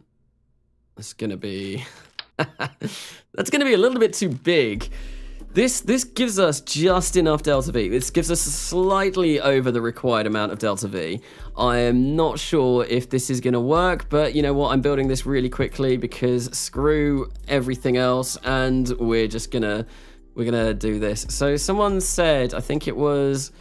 We can't repaint this, which is a bit of a shame, because it is a solid rocket booster, but this will be a novel design, a design that I've not really gone with before. What does this look like in Chronal Vessel Viewer? It looks it looks a little bit insane, but we're going to be going with it. We are going to go with it. Okay, so actually, I think, yes, what we can do is this, if we change this to this, and then we show tank UI and get rid of the ridiculous amount of electric charge that we're going to have in here. I think 500 electric charge will probably be more than enough, and then that gives us a whopping load more of delta V, so that's also amazing. Right, so if we change this to hydro locks, and I think, yeah, someone suggested like a dark blue. if I recall correctly. We do not want to do that. Open recoloring GUI. Let's go for something like this, and we'll go core. I'm gonna get white little fuel lines, fuel lines to get the liquid oxygen down into the engines, and we will go for a darkish blue. I think it was navy blue someone suggested. So how do I go about making navy blue? Maybe have that's a little bit bright. Something like that. Doesn't really go with my flag whatsoever, but I am going to remove that flag. We go toggle flag visibility. You reduce thrust on SRB. What is, so it's 1.86 off the pad, right? So what is it going to be at the end? I want longer stats. Yeah, that needs to come down.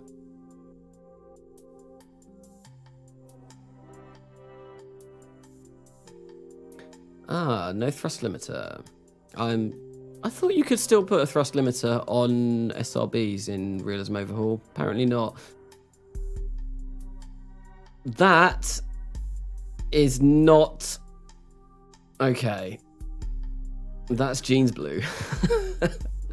Is it jeans blue? Jeans dad jeans blue? Is that kind of where we're going? I think if we go maybe a little bit more like this, and we go, I'm gonna make the mount white as well as it was before, and I'm accidentally changing things because this doesn't have click-through blocker enabled. Right, so what on earth has gone on there? What's going on there? It's gone all kinds of weird. Oh, well, we can get rid of some of that extra height. We can just do this, like this. Just make your S2 a little bigger. It's Hydrolox, though. Hydrolox doesn't weigh an awful lot. So even making it any kinds of bigger, 11.2 is still... We've got 10,311 meters per second in this, which means it's vastly overbuilt. And actually, no, we can't do that because it's bigger than 350 tons. No, that will not work. We can't do that. Okay, so that's got to go. Yeah. That one stage was ridiculously heavy, so we're going to have to do something different because we've only got a 350-ton launch pad. So, right, let's get balloon tanks out again. And this is basically, this makes it easier to color in as well. And I say color in, I mean like paint the rocket in nice colors, right? So boat tail adapter, I'm going to do this again. And basically, I think what we're going to do is this will just be like the smaller baby brother of the rocket that we just designed. But this time it will be better because we've got one engine in that stage rather than several. Okay, so do I go with the Merlin 1D again? I'm going to see what kind of thrust we get with that and kind of what kind of numbers we're working with. And if we can get away with using maybe one or two, we might be able to do that. So Merlin 1D. Why were the Merlins called Merlins? Why were the Merlin engines called Merlins? Obviously Merlin being from Arthur and Camelot, the wizard who brought, well, he didn't bring up Arthur. He was a mentor to King Arthur, I think. I read a book by Michael Malpergo a long time ago that was a really good King Arthur story. So, right, here we go. Let's fill this up with Keralox. That gives us more than enough Delta V to get us into orbit. So, that's cool. That is not enough to get us into orbit. That I think what we might have to do... Wait. This is a very small rocket. This is a very small rocket indeed. So that's like all we need. I think maybe if I go make this a little bit smaller, we'll go for like 4.5. We'll make this stage a little bit bigger. What's the max burn time on a Merlin 1D? It's 350 seconds. Okay. So we can get that to about there. If we grab 2 of these, what's that going to look like? Have these been upgraded? I did upgrade them, yes. Oh, nice. F1 stage combustions. F1's aerospike. So with an F1S, Kanasa, you could use one of the smaller SRBs with a longer stage too. I think having an SRB, obviously SRBs are so incredibly heavy that it just wouldn't be feasible for this kind of launch vehicle. So that gives us a ludicrous thrust to weight ratio off the pad. And we're only burning for 114 seconds. So I think actually only having one of these and getting our length of this to about there, and that means that we don't have enough delta V to get to orbit. So if we go for something like this, have a have a really big second. So our first stage and our second stage are the same, basically. I'm not sure. This isn't going to work at the moment anyway. We get our density down there. That goes like that. Thrust to weight ratio 0.14. That goes up to 0.67. That's burning for too long now, isn't it? Oh no, rate of burn time 1,130 seconds. I mean, I could overbuild this, but I don't really want to. This would have been better for like the 10-ton one. We could do something like this. And you just get 2. And that's 1.32 off the pad. It gives us 11,000 meters per second of delta V, right? So what can that actually get up to low Earth orbit? So if we increase this till we get to about 9,400. 9,400. How much does that weigh? Oh, it's only 6 tons.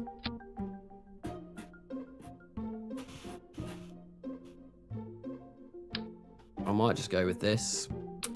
6 tons to low Earth orbit it is, because I'm getting fed up of designing these, and I don't know. It's true. James Studios Rutherford cheats and powers the pumps with batteries. The Rutherford engine is very electricity hungry. I did have a little bit of a play around. 1 Merlin with 2 small side SRBs. Someone likes the SRBs. So if we did 1 Merlin with 2 small side SRBs, okay. If we, what about 1 Merlin with 4 small side SRBs? So kind of like Gem or Casters or Caster 4. We go for these. What's this gonna do? Something like this. They go at the same time. That goes off. That gives us a thrust to weight ratio. How long do these burn for? 52 seconds. That is not going to be enough. We are going to need a bigger SRB than that. What about these? The Caster 4 XLs. These might be a better choice.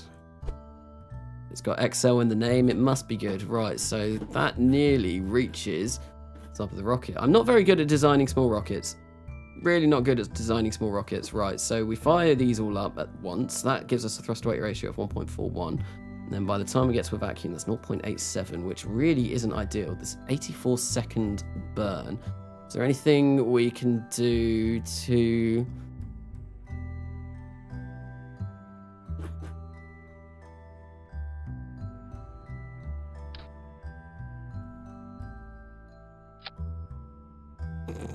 Just get these tiny little ditty engines on. Whoa, they cost 700 a piece. Okay, they are more expensive than a big engine. What? They are ridiculously expensive. I suppose they're kind of like unique in the fact that they are for small little ditty tasks.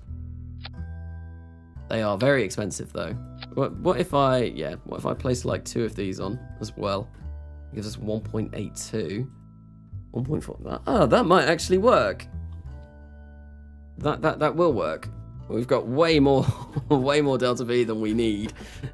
Way more delta V than we need. I think actually what we could do is maybe make this stage a little bit smaller.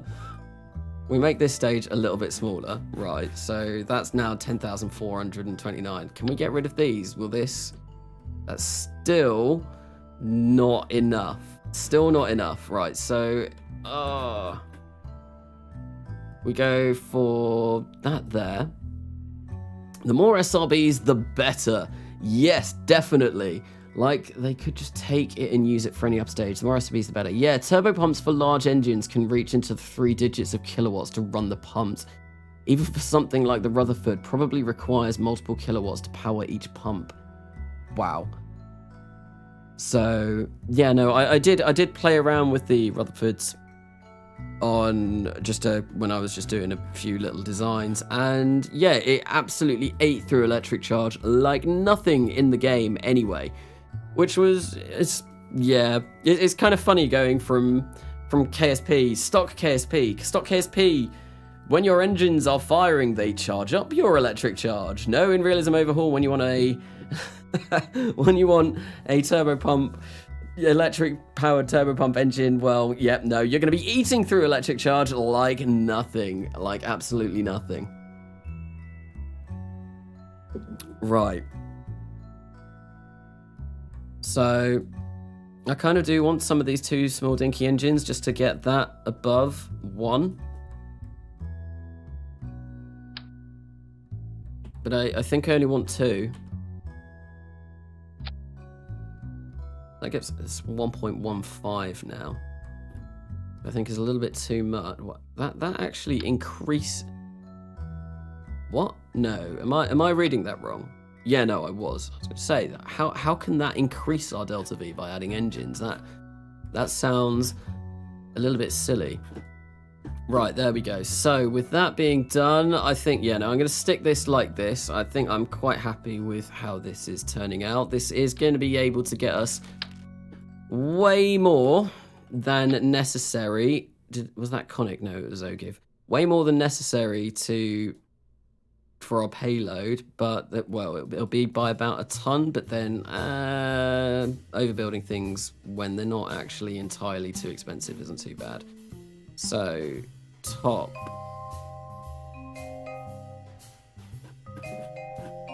We kind of want these engines to be able to fire out. How far away are they? Honestly, this music is going to make me insane. Okay, Katniss, thank you for sticking around for the stream. Thank you for sticking around whilst I have been attempting to terribly build a series of launch vehicles which haven't been particularly great, but enjoy your sleep. Anyway, so we are going to color this in, and then we're going to attempt to launch it, and hopefully this should work all just absolutely fine. Right, so I'm going to go for pretty much exactly the same style with this. We are going to get rid of the flag though, toggle flag visibility. There we go. It looks pretty much identical to the other one, except this was, right, so we need this to be 225 tons. This is heavy. It's those solid rocket boosters. This puts us over the 150-ton launch pad. Oh well. People wanted SRBs. We'll give people SRBs. We will give people SRBs. Right, so what did I want to do over here? I think I am going to... Yeah, I wanted to open up the recoloring GUI. There we go. And I need to remember what this was so I can make the fairings the same color. We'll do something... Oh, hello, that's a little bit too small. What size is this? This size is... It's 3.5 meters. Okay, that was a bit bigger than I thought. Oh, well, there we go. 3.5 meters. Wonderful. We are going to fairing auto shape, and we will get the cylinder end up something like this. There we go, and it is our little baby rocket. which is pretty much identical to the other rocket, just a little bit smaller. Right, so there we go. We'll do that. And for now, because I cannot be bothered, I'm just going to, right, white paint, white paint, white paint. What did I want to come in here for? This. I want that to be white as well. Right, I am just going to grab ourselves a tiny, tiny, tiny, tiny, tiny little one of these, and we'll just place 4 on like that. There we go. Nice and easy. Easy does it. There we go. That goes there. Those will fire up at the same time. That goes, and that goes. Then I think what we want is our payload fairings to go there, and that should be fine. And what we're going to do is we're going to call this the Harper 3, because it's got 3 engines on its first stage. Harper 3 for SRB. There we go. I don't think I'm going to stick with this naming convention for the series. Right, so I'm going to save that. I'm going to leave because I actually want to turn off my simulation costs. Oh my god, the music has stopped. That was making me go insane. It is very loud in my headphones. Carnassa, use the store color and load color buttons. They don't work for me. They don't work for me. I don't know why, but whenever I try using those, it doesn't actually do anything. It might work now that I'm on a different save, a different install.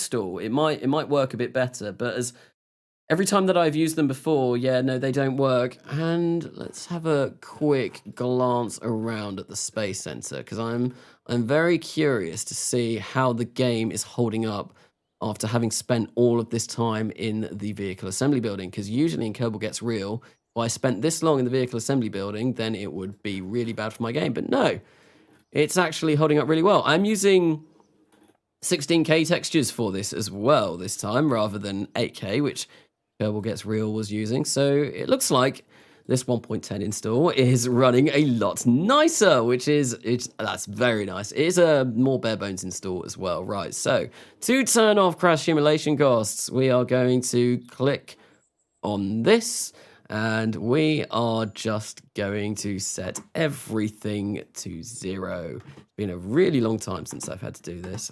0, 0, 0, 0. There we go. No, 0, 1. And we want to save this as RP-1 sim. There we go. Save.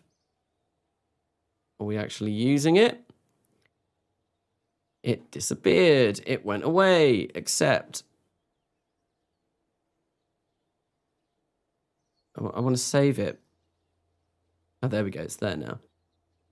Okay, so that should mean that we don't have any simulation costs anymore, which is rather nice, because now we're not going to be spending loads and loads of money on stuff that we can't really afford to spend on. For LEO, GTO, use Hydrolox upper stage. Carnassa, use Kerolox. For what? I suggest separation motors for the SRBs. I will put some SRBs anyway, but someone said, I got to go now. Thought, thank you, the Loro78, for sticking by for me really struggling to build some launch vehicles. Carnassa, how did you get real fuels working in 1.10? I wasn't aware that it didn't work. So there's only a few, literally the only thing that I have changed about this install is I have deleted one config file in RO capsules, and I have replaced it with one that someone gave me, and that's pretty much the only thing that I've done to make it work in 1.10. There might have been a few other things that I did as well, but I can't remember. I'll have to have a look. I think I will probably do kind of like a tutorial for 1.10 when it all comes really official. Right, so if I store color, okay, store color, open recoloring GUI, low color. Oh, what do you know? It works now. It never used to work. Amazing. So yeah, we can just do that. And yeah, that's a lot better. I think I'm just going to go with this for now. I'm going to save this, and we are going to test this. Everything looks okay. I think this is way overbuilt. We've got almost 11,000 meters per second of delta V. This is definitely way overbuilt. Way overbuilt. So actually, let's just increase this size, and we can see. how much we can actually lift to low Earth orbit with this. So, not quite that much. Probably around here. So 9614. If I've made another 10-ton launch vehicle by accident, I am going to be really, really upset, because this one took a lot less time to make. It basically is. Okay, that's annoying. I might make this my 10-ton one then and scrap the other one. I don't actually know how expensive the other one was, so I need to tool all of these. And as soon as what kind of 7,000 for a rocket, and that will take us 14 days to build. Really not too bad. Okay, so there we go. We will save that. That all looks good. We're going to go out to the simulation and we're going to start testing this thing whilst I have a look over at the chat. So, never do Hydrolox, to be honest.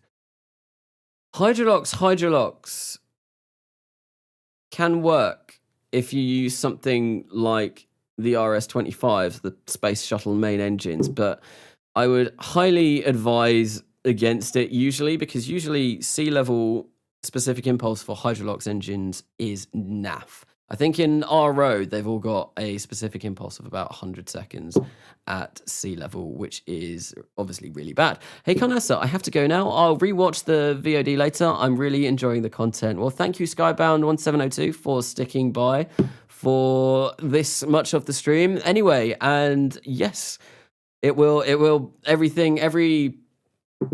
stream that I do, a VOD will be uploaded to YouTube. It usually takes like about an hour or so for it to process, I think, and then it'll be up later on. I don't think I'm going to be streaming for much longer today anyway. I have, as I did mention quite a while ago, I am quite tired. I've had a lot of uni work to do today, and I've been coming home as well on the off of doing uni work. So I've been doing my uni work and I've been doing a lot for coming home, because I want the episode of coming home to come out on Wednesday. So I'm pretty knackered, and it is about what is the time now? It is 20 past 11 here. And I do need to get a good sleep because I've got a very busy day again tomorrow. All of my uni stuff is all coming up now, which is obviously rather annoying. This is taking a really long time to load. And I feel that's probably because I've had KSP open for a while. The infamous memory leak is probably finally hitting me. Although I do have parts of the screen open up now. So it's getting a bit better. It's getting a bit better, so we should be able to get in. But yeah, I think after I do this launch, that will probably be it. I don't know. I'm not going to be able to reload KSP in time, and I think it's getting to the point where the game is taking quite a while to do absolutely anything. So, message retracted. Oh, football. You're doing uni work? I'm working at uni right now. What a coincidence. I mean, I'm not doing uni work right now. Right now, I'm going to be launching this rather blue-topped rocket thing. Oh, I forgot to do avionics again, didn't I? Or did I? Screw it, I'm gonna try. If this is probably going to end in about 5 seconds, because I can't remember if I did avionics. Oh, and I put the... Right, okay, so we want to restart that anyway, because I put the solids in the wrong place. This is how you can tell I'm getting tired as well, because I'm doing all kinds of silly things. So got to go. Well, thank you Oscops for coming by the stream. And yeah, thank you for sticking around by the stream. You're just taking a short break. What's taking a short break?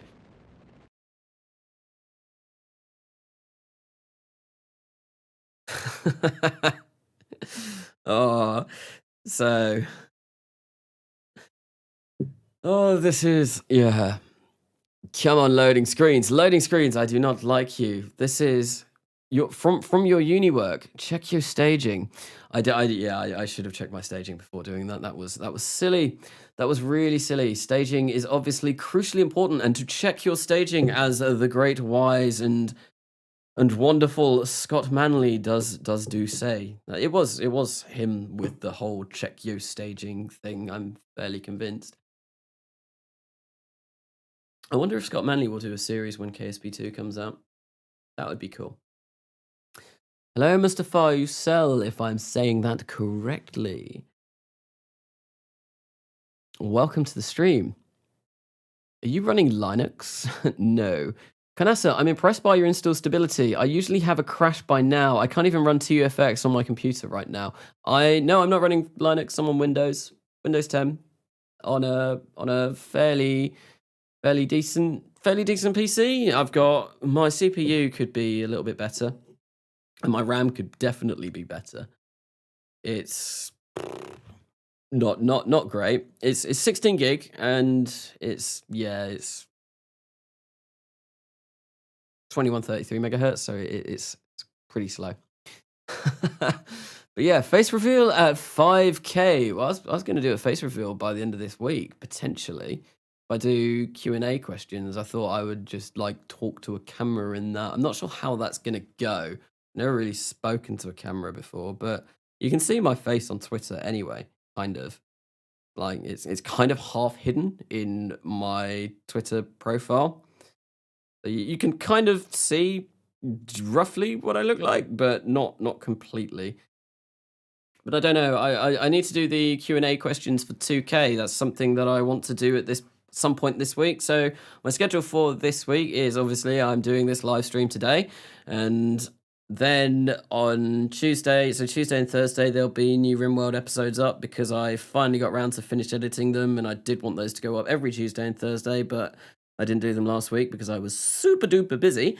And then Wednesday, hopefully, Coming Home, episode 4, That's Plain Dangerous, I think is what it's called, will be coming out. I need to finish doing the voiceover for that. It's about halfway done, so that will be coming out on Wednesday. And then on Friday, 2K question and answer special, if I can get round to finishing that. So that's a video every single day of this week, in the actual week, and then I'm probably going to try and do another Coming Home video as well, because I want someone was saying in the finale of Kerbal Gets Real, it's been a while since I've done any of those, and that they were missing them, so I need to crack on with doing some of those. This loading screen is taking forever. Is it finally gonna let me into the game? Oh, there we go. I've got things coming up. That's looking promising. Yeah, the game is definitely slowing down to a complete crawl at the moment, and it's yeah, it's getting slow. Right, so staging, that goes there. These then go off. I forgot to put separation motors on these. We'll see how that plays out for us. Probably not very well. I've also forgot to put ullage motors or anything on here. I am getting very tired and I'm forgetting to do basic things. Yeah. This is probably not going to succeed, but you know what? Screw it. Engage autopilot, hit space bar, and let's go. Well, we have avionics at least. I did remember to do that.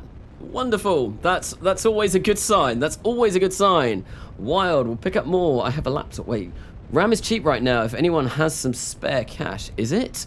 I was looking at RAM not that long ago because I do want to upgrade to 32 gigabytes, and I want to get something faster than 2133 megahertz. And I saw a lot of stuff that was quite expensive. Why is this? Why are my frames just dead? Brains have done a die. They've definitely committed a die. It might be something to do with the fact that once again the game has been open for a rather long period of time. How long has it been? It's been almost 3.5 hours.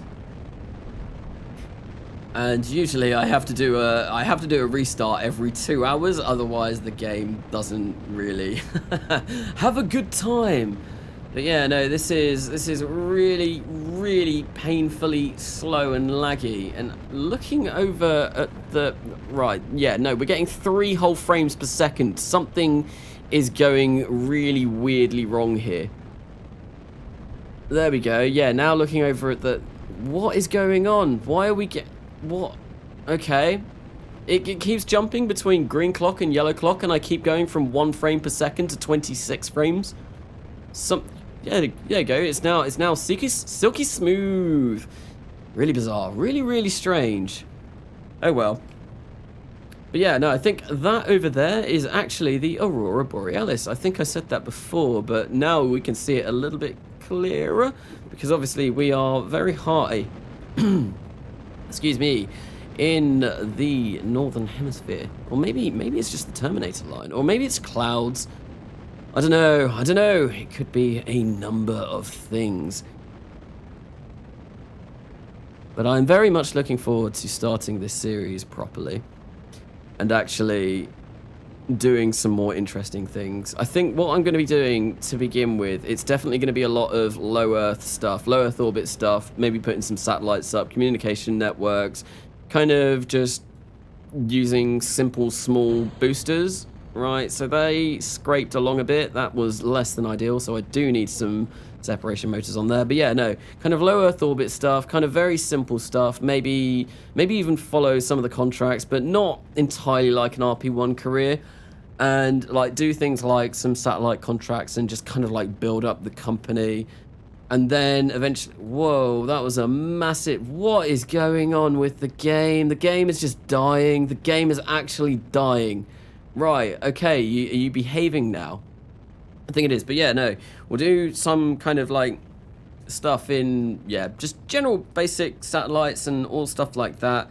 Then once there's a bit of funding behind the company, we will be probably doing some crude stuff, maybe building a space station. Nothing quite as big and fancy as there was in by the end of Kerbal Gets Real. Probably something that allows my PC to run it whenever I go and visit it. And then after that, it will be more interplanetary stuff, but more interesting interplanetary stuff, like gliders on Titan, space stations around Mars and Venus. That's definitely something that I want to do. Maybe sending manned missions to Ceres and Vesta as well. Potentially going as far as Jupiter if Kerbalism can be toned down so it doesn't kill people before they get there. It'll be, yeah, there's a lot that I want to do for this series. A lot that basically I couldn't do in Kerbal Gets Real, and now that we're a bit more in the future with a bit more funding behind us and with a bit of a better idea of what we're going to be doing, then yeah, no, there's a lot that I do want to get on with. Right, so I am going to physical time all this because this is taking a while, but it does look like we are going to be getting to space today. We have 354 meters per second of delta V left on this craft, well, on this rocket by the time we actually make our way into orbit. So I'm very, very confident. So Conasa, put the separators on the nose, and that's usually enough to push the nose out and far can carry them away from the booster. I have done that before, and that's probably what I will do to fix this. Are we gonna fire up? Yes, we didn't need any ullage, so that's wonderful. That worked just fine, and actually this ascent guidance profile looks like it is going to be pretty much spot on. Pretty much spot on. So this is capable of getting 9.5 tons to low Earth orbit. So we have actually, rather than coming in and building a rocket that is I wanted 5 tons and I wanted 10 tons and I wanted 25 tons at the beginning of the stream. What I have done is I have created 2 10-ton rockets, so this really hasn't gone according to plan. Honestly, when I design my launch vehicles, when I'm on my own and I kind of can sit and think about it, I am dead silent because I'm thinking about everything whilst I'm doing it, and sometimes I'll have like pictures up on my other screen of actual launch vehicles. I've not done any of that for this one because I'm doing this in a live stream and got to be talking through it. So I think what I'm going to do after the stream, well, I probably won't do it straight away, but I am going to go in and I am definitely going to design that 5-ton one, and I'm going to pick out of these 2 10-ton ones which I want to use, and then I'm going to see if I can make a 25-ton one, because it might be possible. I don't know. It's going to have to be mostly Hydrolox if it does work, but I can see to get a payload fraction of 10%, it's gonna be hard. I'm not sure if it's possible, but I'm gonna give it a try anyway. Kanasa, this rocket with a shorter first stage and no SRMs would probably work well for a 5-ton launch vehicle. Potentially, I was trying that. It might do. It might be. If I keep the two E1s, E2s even, not the E1s. The E1 is a lot bigger than the E2. If I keep the two E2s, and then I also shorten that stage and get rid of the solid rocket boosters, it might be. It really might be. Also, I've never seen a Keralox core. A Keralox core? Wait, what? No, it's... Oh yeah, because yeah, no, a Keralox core with solid rocket boost. I'm not sure. I'm not sure. But anyway, we have indeed made it up to orbit yet again, and it's I like the blue. I do like the blue. Our inclination is insanely absurd though. This is gonna make it really difficult going to the moon.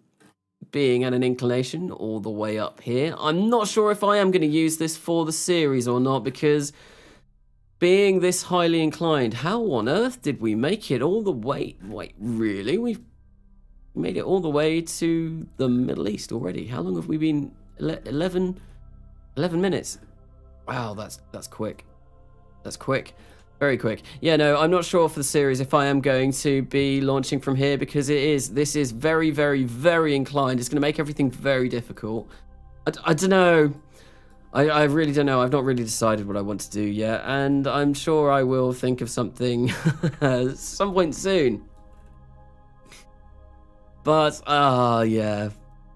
I've got, like I said at the very beginning of this stream, there is a lot that I need to kind of focus on. There's a lot that I need to work out for this series. This was really just a way of me doing a RO live stream, because it's been a while since I've done an RO live stream and I wanted to do another one, and the best thing that I thought is, well, let's try and design some launch vehicles, and that turned out absolutely terribly, because I am not very good at designing launch vehicles on stream. I think the only launch vehicles I've designed on stream before was actually when I did, what was it? It was Gervidal and Andromeda, the broadsword shuttles. I did that on a live stream.